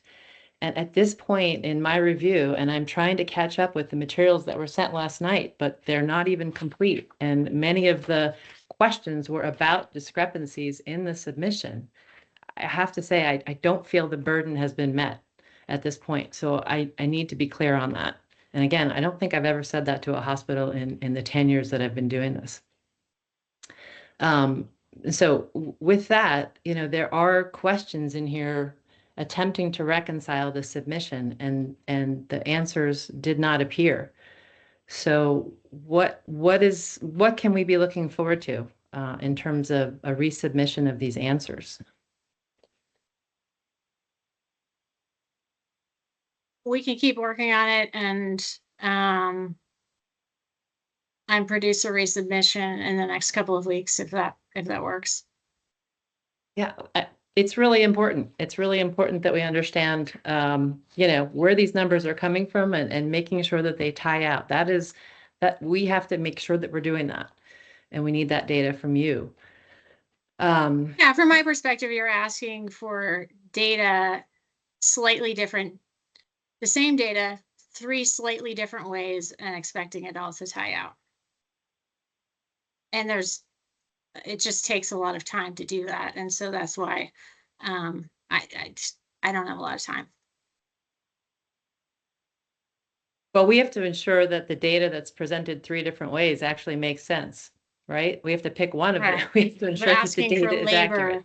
Asking for labor expense in 3 different, slightly different ways, and then expecting it to tie perfectly, or asking for rate in 3 slightly different ways and expecting it to tie it's challenging. It just takes time, and time is our financial condition is precious. I understand your financial condition, and we're very worried about it. And so we really need to ensure that the data that is submitted is accurate. I believe you're reporting. How does net payer revenue on a payer level, at an extremely granular level,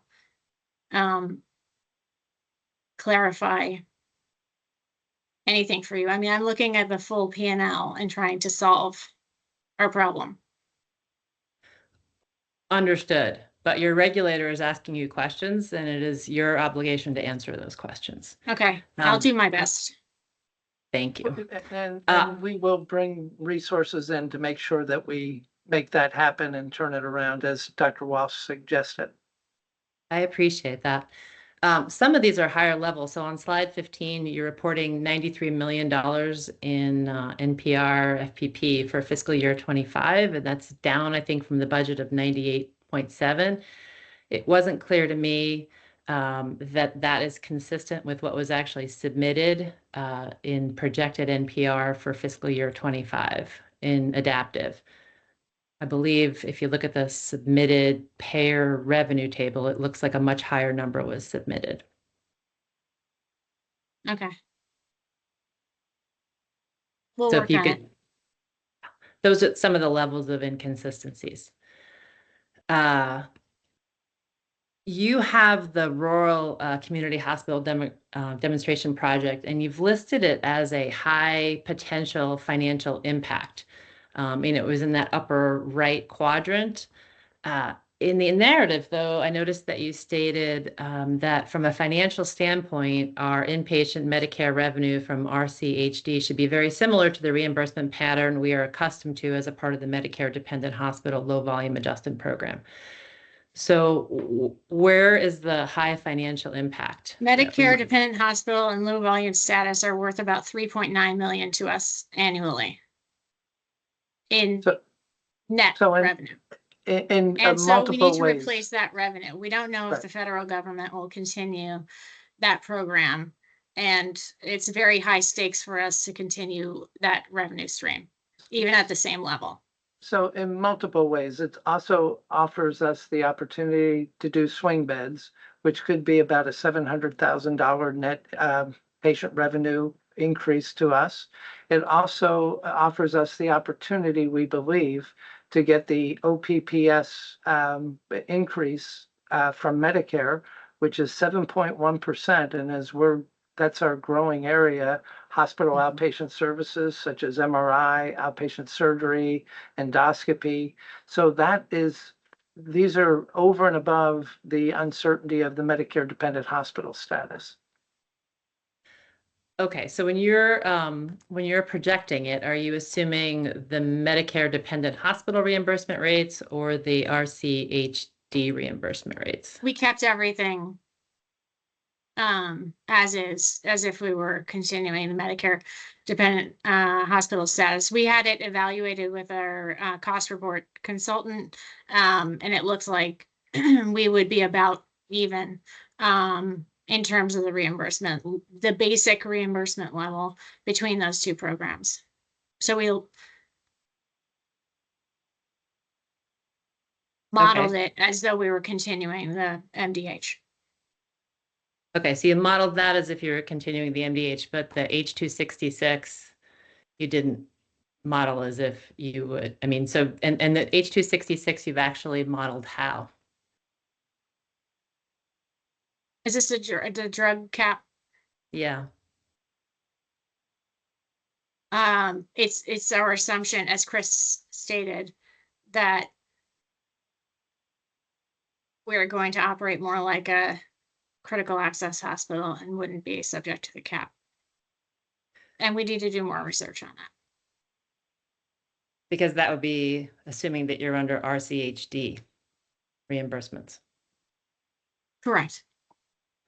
So there's internal inconsistencies in the assumptions around reimbursements.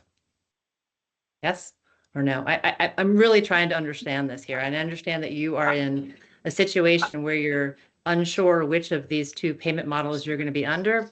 So it's a great question. So actually, there's really not inconsistency. We use the Medicare, and I'll just try and explain real quick. We use the Medicare dependent hospital for IPPS because it's known to us, but also because our cost accounting consultant said that that would be virtually the same under the Rural Community Hospital Demonstration Project. We did not go through at this point in time that full analysis of what it would look like under the Rural Community Hospital Demonstration Project. So for the purpose of the budget, we just used as an assumption that it would be virtually the same. As we make that final selection, we're going through that process of making sure that it's right on target with the Medicare dependent hospital IPPS payments. I hope that helps, Jessica. No, I appreciate that, Mr. Dougherty. I'm trying to understand this, honestly. And I'm sorry that we've made it confusing and complicated. Sorry about that. No, I appreciate that. You mentioned in the narrative that you are hoping to replace that $14 million that you currently received with OneCare with this new Medicare SSP, MSSP, and Medicaid global budgets. And it sounds like you've partnered with a new Medicare ACO. Can you confirm that you'll be able to replace that $14 million between the two programs with this new partnership? Yeah, we actually should be able to do better. So in that 14 million from OneCare, I think everybody on the Green Mountain Care Board knows it's really a modified fee-for-service program. So really, they were front-loading the fee-for-service payments from Medicare and Medicaid. We're going to continue to get those payments. Plus, for Medicare patients, not Medicare Advantage, not Medicaid patients, in this ACO, we'll also get additional payments above the fee-for-service payments for annual Medicare wellness visits, timely follow-up visits, and other quality outcomes. And then we also will be able to get a cut of the shared savings for traditional Medicare patients. We have no downside risk in that, and we can share up to 50% of the upside.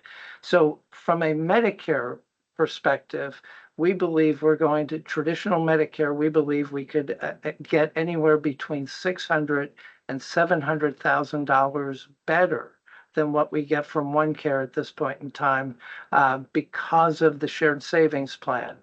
Medicaid is a whole different story at this point in time, but fee-for-service should be equal, I'd imagine, in Medicaid from what we had in OneCare. And that is concerning if it's not, but also what we liked from what we had seen from the Medicaid program and their consultants is that there are very specific incentives right now planned for the Medicaid global budgeting that I believe we would do very well in because it had to do with health equity, it had to do with patient outcomes, patient satisfaction, and I believe overuse of resources. So things that we've done really well across the board in, we believe we will be able to capture that and maybe a little bit more than what we were getting from OneCare. OneCare was 14 million combined, but it was a lot of just a pass-through of fee-for-service payments. Okay, no, I'm glad for that because that seemed like an area of uncertainty, and with your financial situation, We the can't less afford uncertainty that. around it. Right, exactly. What you talked about increasing productivity, and I can appreciate that having seen some of the productivity numbers. I'm glad you're working on that. And the goal of 75th percentile is lofty, and I recognize that's going to take some time to get there. But what are you assuming in the fiscal year 26 budget in terms of productivity? What percentile for, how much are you moving towards the 75th percentile from the current roughly mostly 25th percentile of many of your practice areas? So we just started getting harvested data from Strata in April. And so we're really working with the directors to understand the data better. And I think I'll have a better projection of that as we get closer to the start of the fiscal year. I don't have it at the moment. Okay, so right now there's no increase baked into the budget in terms of productivity. Not at increase. a specific percentile level, no. Okay. And can you also tell us how there's been some statutory changes, and I wanted to understand how you will ensure that variable pay for fiscal year 26 is going to align with state health reform goals? Cost containment, universal access, elimination of unnecessary expenditures, sustainable financing. Variable will pay for which for administrative? Yep. So we don't actually have a variable pay program. We have an at-risk program. So my salary has about 20% of my salary is at risk, and it's based on performance. I think it's interesting to note that actually the way the Loan Institute has evaluated us is taking my salary, what I actually make, whether there's variable or fixed pay in there, comparing that to the average EVS worker in this organization. And we were top decile in the United States. We were number one in Vermont. We got an A grade from the Loan Institute, and we were top decile in that. I not expecting, you've seen these financial results. I'm not expecting a big increase in 2026. But I can appreciate that, and that is a remarkable achievement on that. There is recent statutory changes that require, it appears that it requires the board to ensure that actually all hospitals do include variable pay and that the incentive plans are aligned with state healthcare reform goals. So we have now an obligation to ensure that, hence my question. How are So- other hospitals ensuring that? Well, that is a question that I'm asking all the hospitals as this recent legislation has happened. So I'm asking the same question of all the hospitals, and there's going to be an expectation of a submission of those variable pay and incentive plans so that we can ensure that they align with state health reform goals. So Okay, we'll take Well, that back. Yeah, I should have looked into that in more detail, and I'll do so and work with our board on that. great. And I just wanted to, I know you said there's no service line eliminations planned. I just want to also ensure there's no reductions in service, discontinuing a service at a specific location or cutting back hours or anything like that we're not aware of. No, I mean, the biggest thing would be, it would actually be enhancing service that is offered is if we do convert primary care to the federally qualified health center, it will move it out of BMH and move it into the federally qualified health center where they get twice the payment for primary care that we do. But actually, the reason why we're partnering for this for federally qualified health centers is to enhance primary care, to enhance dental services, and to enhance outpatient mental health services. There's nothing, that we're contemplating in terms of service line reductions, short of elimination. Even hours of operation, I don't believe there's anything. I think probably the biggest thing that we have as a challenge is finding talent. I was talking with Dr. Avdij earlier today, and we've lost the physician, the oncologist that we had here from Cheshire. And fortunately, we have somebody filling in at this point who's sensational, but that may not be a long-term solution. And so if there is no long-term solution, that would be a real challenge to us to provide high-quality care without the right clinicians. So nothing that's planned. I just also can't guarantee that something may not happen that trips us up and that does create a change to services, but nothing's planned at this point. No, I appreciate that. We just are trying to ensure that we understand all of the service line reductions or eliminations in the current budget. And there will be a notification policy around any future, changes to service lines that will be coming out soon. Also in alignment with the statute. That's changed. A lot of statutory changes. So a lot of the questions revolve around ensuring that we're doing our job based on statute. I think those are all of my questions. I appreciate it. I understand the financial struggles you're in, and I appreciate your innovative ways to try and overcome them. Thank you. Thank you. Thank you. Dr. Merman, do you have any questions? I just have a couple, thanks. So we have the budget slide up here, that's great. Can I just have a few questions on it? So the year to date is middle of the fiscal year, or is that after the first 2 quarters? Yeah, this was January. Oh, I'm sorry. Yeah, no, I'm sorry. It was March. Yeah, it was in the second quarter. Sorry. Okay. All right. And then can you just walk me through, sorry about the ED group question again, because I'm trying to wrap my head around this, because it sounds to me like previously you contracted with Cheshire through where would it be in this one? Is it the professional fees or the labor? Professional fees. In professional fees, and then but then BMH had the professional revenue. We had the professional, yes, and we had the professional revenue with Cheshire, yes. With Cheshire, and then now when you're switching to Blue Water, you, They're taking the revenue and billing it, and we are taking a reduced fee. okay, and that goes in, it's now in labor? That is, Or still a no, that's in professional that professional Okay, fees so it line. stays a professional, okay. Do And you so see the you're 853 yeah, variance? okay. Yeah. So that's That's the, not, it's okay, not so, all that. That's not all of that 853, but it's a portion of it. okay, okay, and so all right, so let me just, so it's costing BMH, from what I think you said, is it, maybe I'll ask this, sorry, let me ask this question. Is it costing BMH less to contract with Blue Water than Cheshire?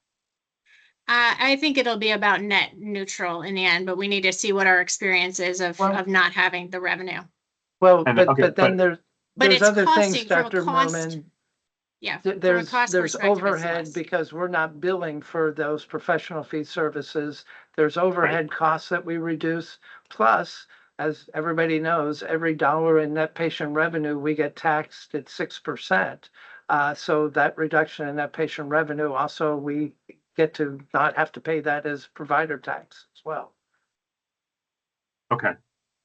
And then how much net patient revenue less do you expect to get by not having that ED group revenue? It's a kind of a moving target because the majority of our volume in the ED is self-pay and Medicaid. And so as Chris was mentioning earlier, our reimbursement level or net patient revenue level in the ED professional volume is not great. But we've estimated it around just a little over $1 million. Okay. I mean, I can't give you an exact number because our payer mix is different all the time, but I think that's a Because you good guys really estimate. work in gross, I think, and then it gets netted out as it comes out. Exactly. So the contractual gets netted out, and then there's a certain amount of that that's going to go to bad debt because we have a lot of self-pay uninsured patients, which we are, our financial counselor is going straight into the ED to sign people up for the financial assistance program for free care. But there's a certain portion of them that it will wind up being bad debt.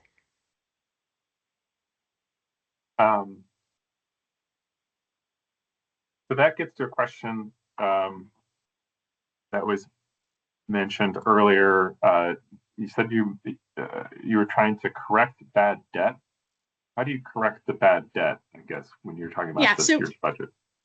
We have an early out self-pay vendor that we're switching, we're moving away from because the collection rate, our experienced collection rate with them is lower than we need it to be.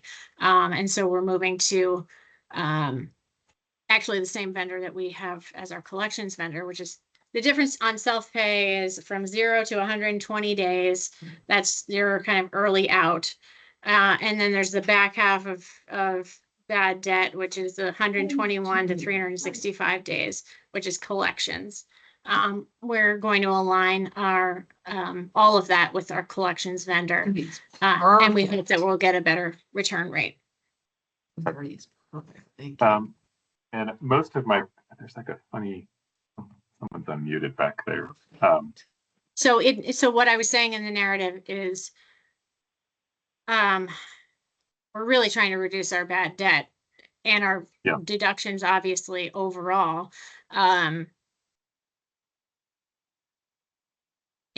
We've had challenges getting people to sign up for free care, though we have an extremely generous free care plan that many people qualify for in our county. But we have a challenge getting people to sign up for it. All right, well, thank you for that. And then most of my questions were asked and answered through the presentation and the other board members. But the one other one I had was, you mentioned in here a recovery plan. And I was just wondering if that recovery plan is something you could provide to the Green Mountain Care Board. Oh, the actual quantified recovery plan? Well, it's mentioned in the narrative that there is a recovery plan, so I just, Right. So I mean, yeah, what I would call our recovery, comprehensive financial recovery plan. yeah.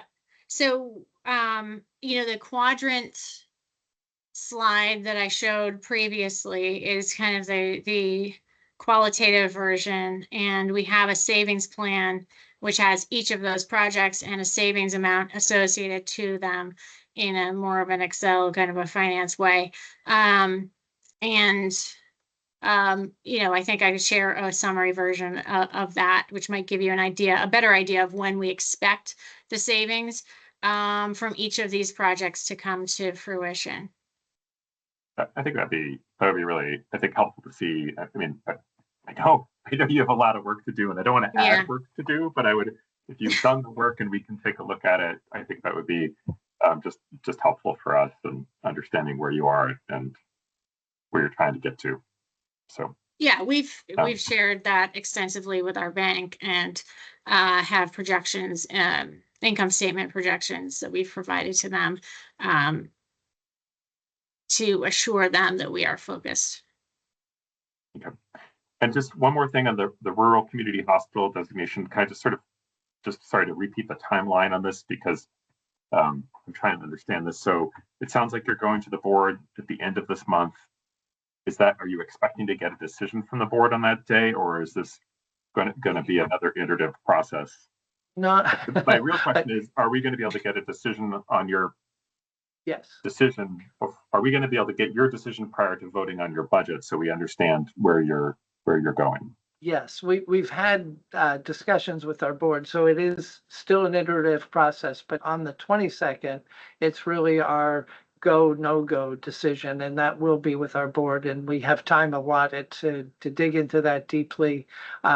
Getting all these answers from the MAC about OPPS and other things are going to be vitally important to making that a good decision. I hate to say, Dr. Merman, I think the problem is going to be is I do not believe the federal government will have changed their stance on Medicare dependent hospital low volume adjustment by the end of August. So we're going to have to weigh that uncertainty into that final decision with our board. But short answer is yes, we will make a decision on the 22nd. And just also from my understanding, so that your understanding is that the Medicare dependent hospital small volume adjustment is potentially something that CMS, CMMI are going to eliminate, but they have yet to decide. And the no-go for the rural community hospital demonstration project is October 1st at the latest. Yes, yes. So well stated. So by law, CMS can't fund Medicare dependent hospital low volume adjustment if the Congress hasn't agreed to that. And so right now, they've already actually stated that, effective October 1st will be a regular PPS hospital from a Medicare perspective. That's happened in the past, and then they have given us retroactive payments to bring us up. Senator Welch has a bill in Congress to make it permanent and to rebase the Medicare year, but that's been kicked around for, I think even when Senator Leahy was in office, that was being kicked around. Okay, and sorry, I think we've talked about this before, and I apologize to take everybody's time, but the Medicare dependent hospital is a status that needs to be re-upped by Congress on an annual basis. That is correct. Every once in a while, they'll make it for longer than a year, but this right now it's been sort of every 6 months. It just keeps getting kicked down the road at this point. Okay, and the rural community, I looked at it briefly.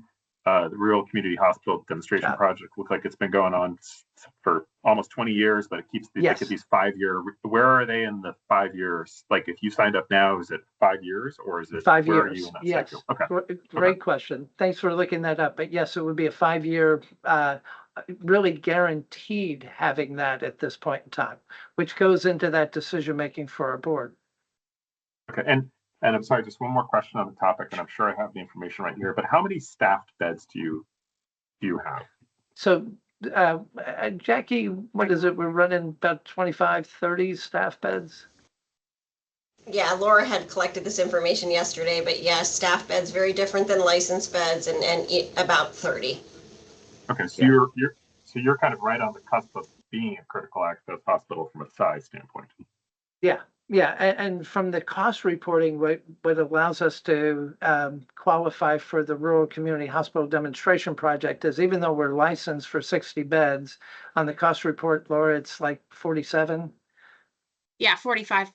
45. cost So that reporting standpoint. qualifies.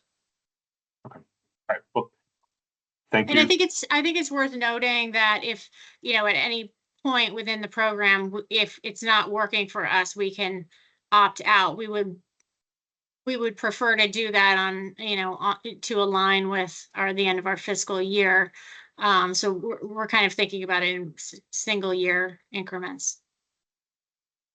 But we have it, we would have a guaranteed admission to the program for 5 years. Great, thank you. And at some point, I'll just have to figure out, because a head still lingers around, but no one's ever sort of had the discussion of what that hospital status would be like in a head. So we need to sort of Great point. approach that topic. So Great point. Thank you. Thank you. I'll try and be quick since we're a little over time. I did want a small comment on the discussion about the data and the accuracy of the data. This is a very serious process. It's a quasi-judicial process. You're making representations that need to be totally accurate, and it takes more time for the hospital and for our staff if it's not reliable. So definitely need to avoid any issues on that front going forward. And just comment that this is an important hospital, one that we feel very strongly about needs to be there for the community. Some of the data may not seem that important on the hospital side, but we rely on this to make really important decisions, particularly where this hospital is. And I think Member Holmes referenced this. The data needs to be right for the good of the hospital to have its ability to make the best case that it can to get the budget it's asking for. So I just want to emphasize how critical that is. I'm a lawyer. I'm used to that kind of process, but that's how we should be approaching this. So I just wanted to reiterate the importance of that. Just a couple quick questions. Slide 11, there was the contractor spend, I think, was about $2 million off from budget. And I was wondering if you could walk us through some of the variance there from budget. What drove that? What are these contractors and why are they significantly higher? Are you talking about the actuals, the year-to-date May? Yeah, slide 11, Gina, I believe. can you go back to that?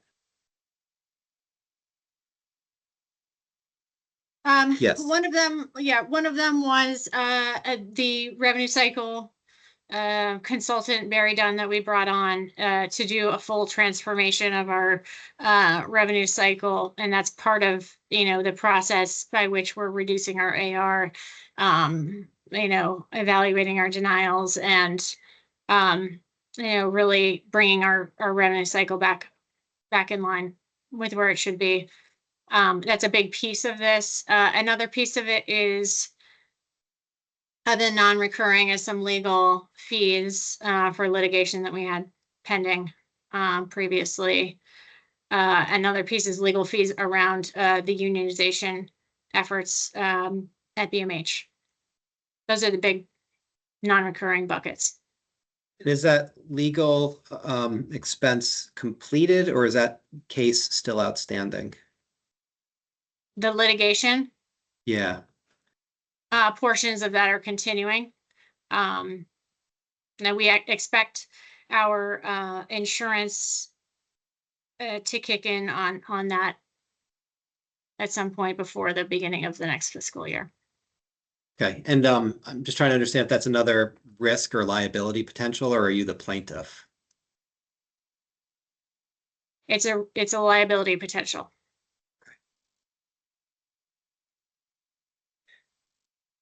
And do you expect to have any, it's very hard to predict litigation, but do you have any expectation as to whether or not that matter will resolve in 2026? Or is it I'm not too sure early? about that. Yeah, I'm not sure. I usually think of it like stages. You go by the motion to dismiss, you go to discovery, you go to summary judgment, you go pretrial. The further you are in that continuum, generally, the further along you are in maybe resolving it. We're pretty far into it, but I don't know exactly when the conclusion will be. Okay. And then the contract temps, 1.5 million off from budget.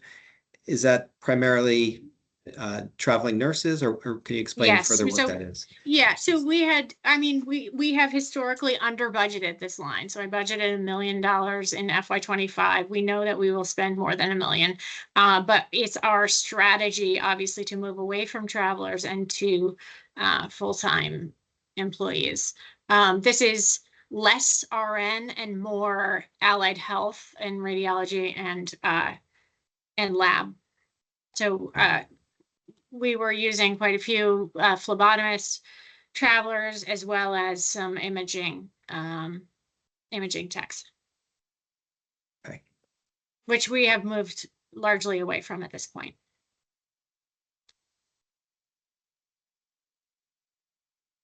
On your FTEs, there was a spreadsheet you submitted on the FTEs.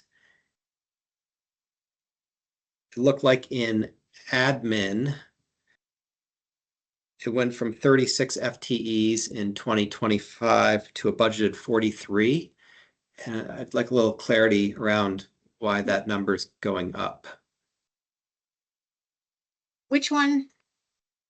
Which one is this? It's line 30, General Services Administration, non-clinical FTEs. In the labor expense tab or in the staff FTE tab.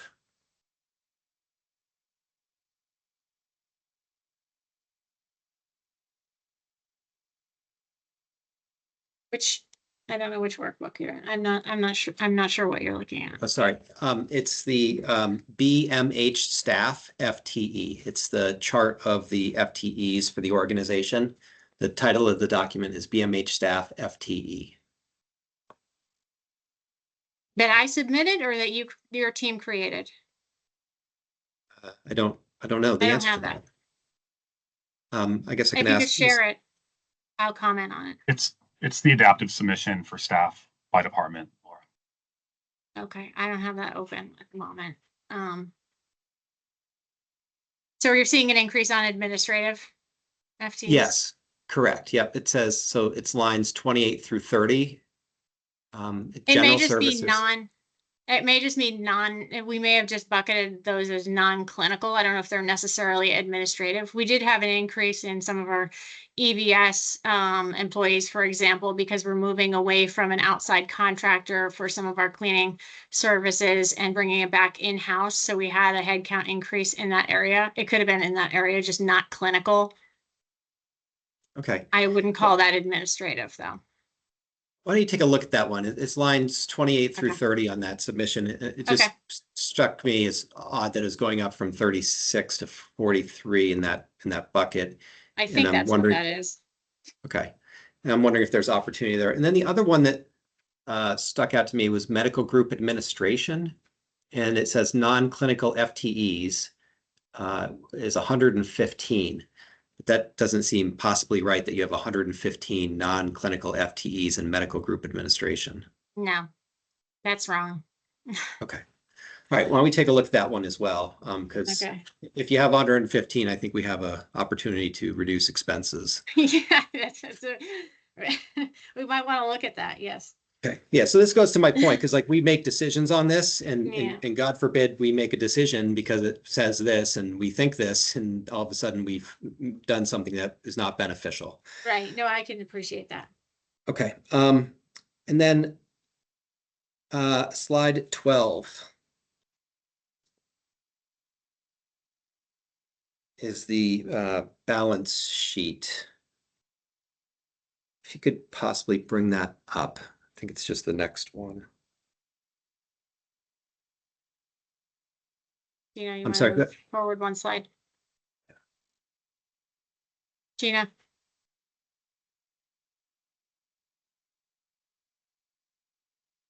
Great. Okay. You may know this off the top of your head, but do you know how many days cash on hand you currently have?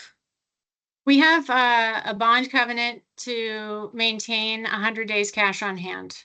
And we are meeting that covenant.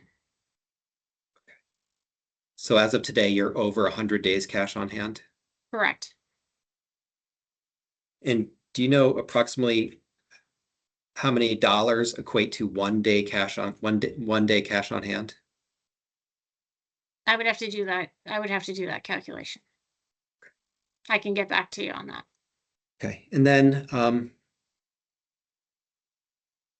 I can tell you how much revenue on average we generate in a day. It's about 820,000.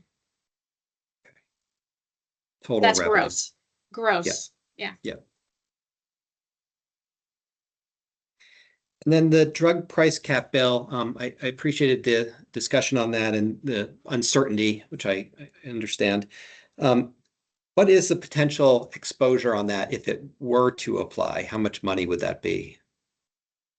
So I sent that over in my responses yesterday. I've estimated about 4 to 5 million annually net. Okay, great. That's all I had. Thank you all very much for your presentation. I'm going to take some public comment and then we can dismiss you for the day. Oh, sorry, Mr. Sutter. Yeah, I just had a quick question. So this gets to reporting issues. Devo relies on our hospital reporting for provider tax billing. I know you've been waiting on a final FY24 audit. I was curious if you had an updated timeline on that, as right now Devo still cannot true up. I do. We were provider holding tax. off because we hadn't received our waiver for the bond covenant until about a week ago. So now our auditors are able to finalize the FY24 financials. And what is your So- timeline for getting the 24 actuals updated to us? In the next couple of, I'm hoping to get them in the next couple of weeks. We just need to get them, get our auditor to sign off. Great, thank you. I'll turn to the healthcare advocate for any, Mr. Sutter, are you all set? I am, thank you, Chair Foster. The healthcare advocate for any comments or questions? Yeah, two quick ones. I know we're over time. The board staff presentation, it looked like your outpatient Medicare cost coverage was around 22%, which is the lowest, I believe, of any of the hospitals. I'm wondering if you could comment on that, because I know that's a pretty, I think around 80% of your revenue is outpatient, if that's correct. I'm just wondering if you could comment on the accuracy of that. On Medicare? Mm-hmm. I would have to look, let me look into that and get back to you. It is accurate that about 75% of our Medicare volume is outpatient. Okay. What did you say? 22% sounds low. So I'll take a look at that. Just something to look into. Yep. Thank you. And the other question was, you mentioned challenges with patients getting access to free care, particularly like signing up for financial assistance. I'm wondering if you could be a little bit more detailed. No, not issues with access to it. Issues with signing up. We need people to actually sign the papers and take the initiative when we present them with the paperwork to sign. And sometimes, believe it or not, it is difficult to get people to do that. They have to produce some financial data on themselves to prove that they qualify for the program. And we make a lot of calls and approach a lot of people. You know, we try to get people when they're in our facility because that's the best opportunity to get them signed up, but it requires a certain amount of follow through, and we're having a challenge with that. Are there certain items of paperwork that are particularly difficult for people to complete, or is there a common trend about some of the barriers? Yeah, I mean, a lot of people don't want to share their credit card statements, their bank statements, and things like that. I would say that that's the biggest hurdle. Okay, thank you. But we need that in order to make sure that they qualify.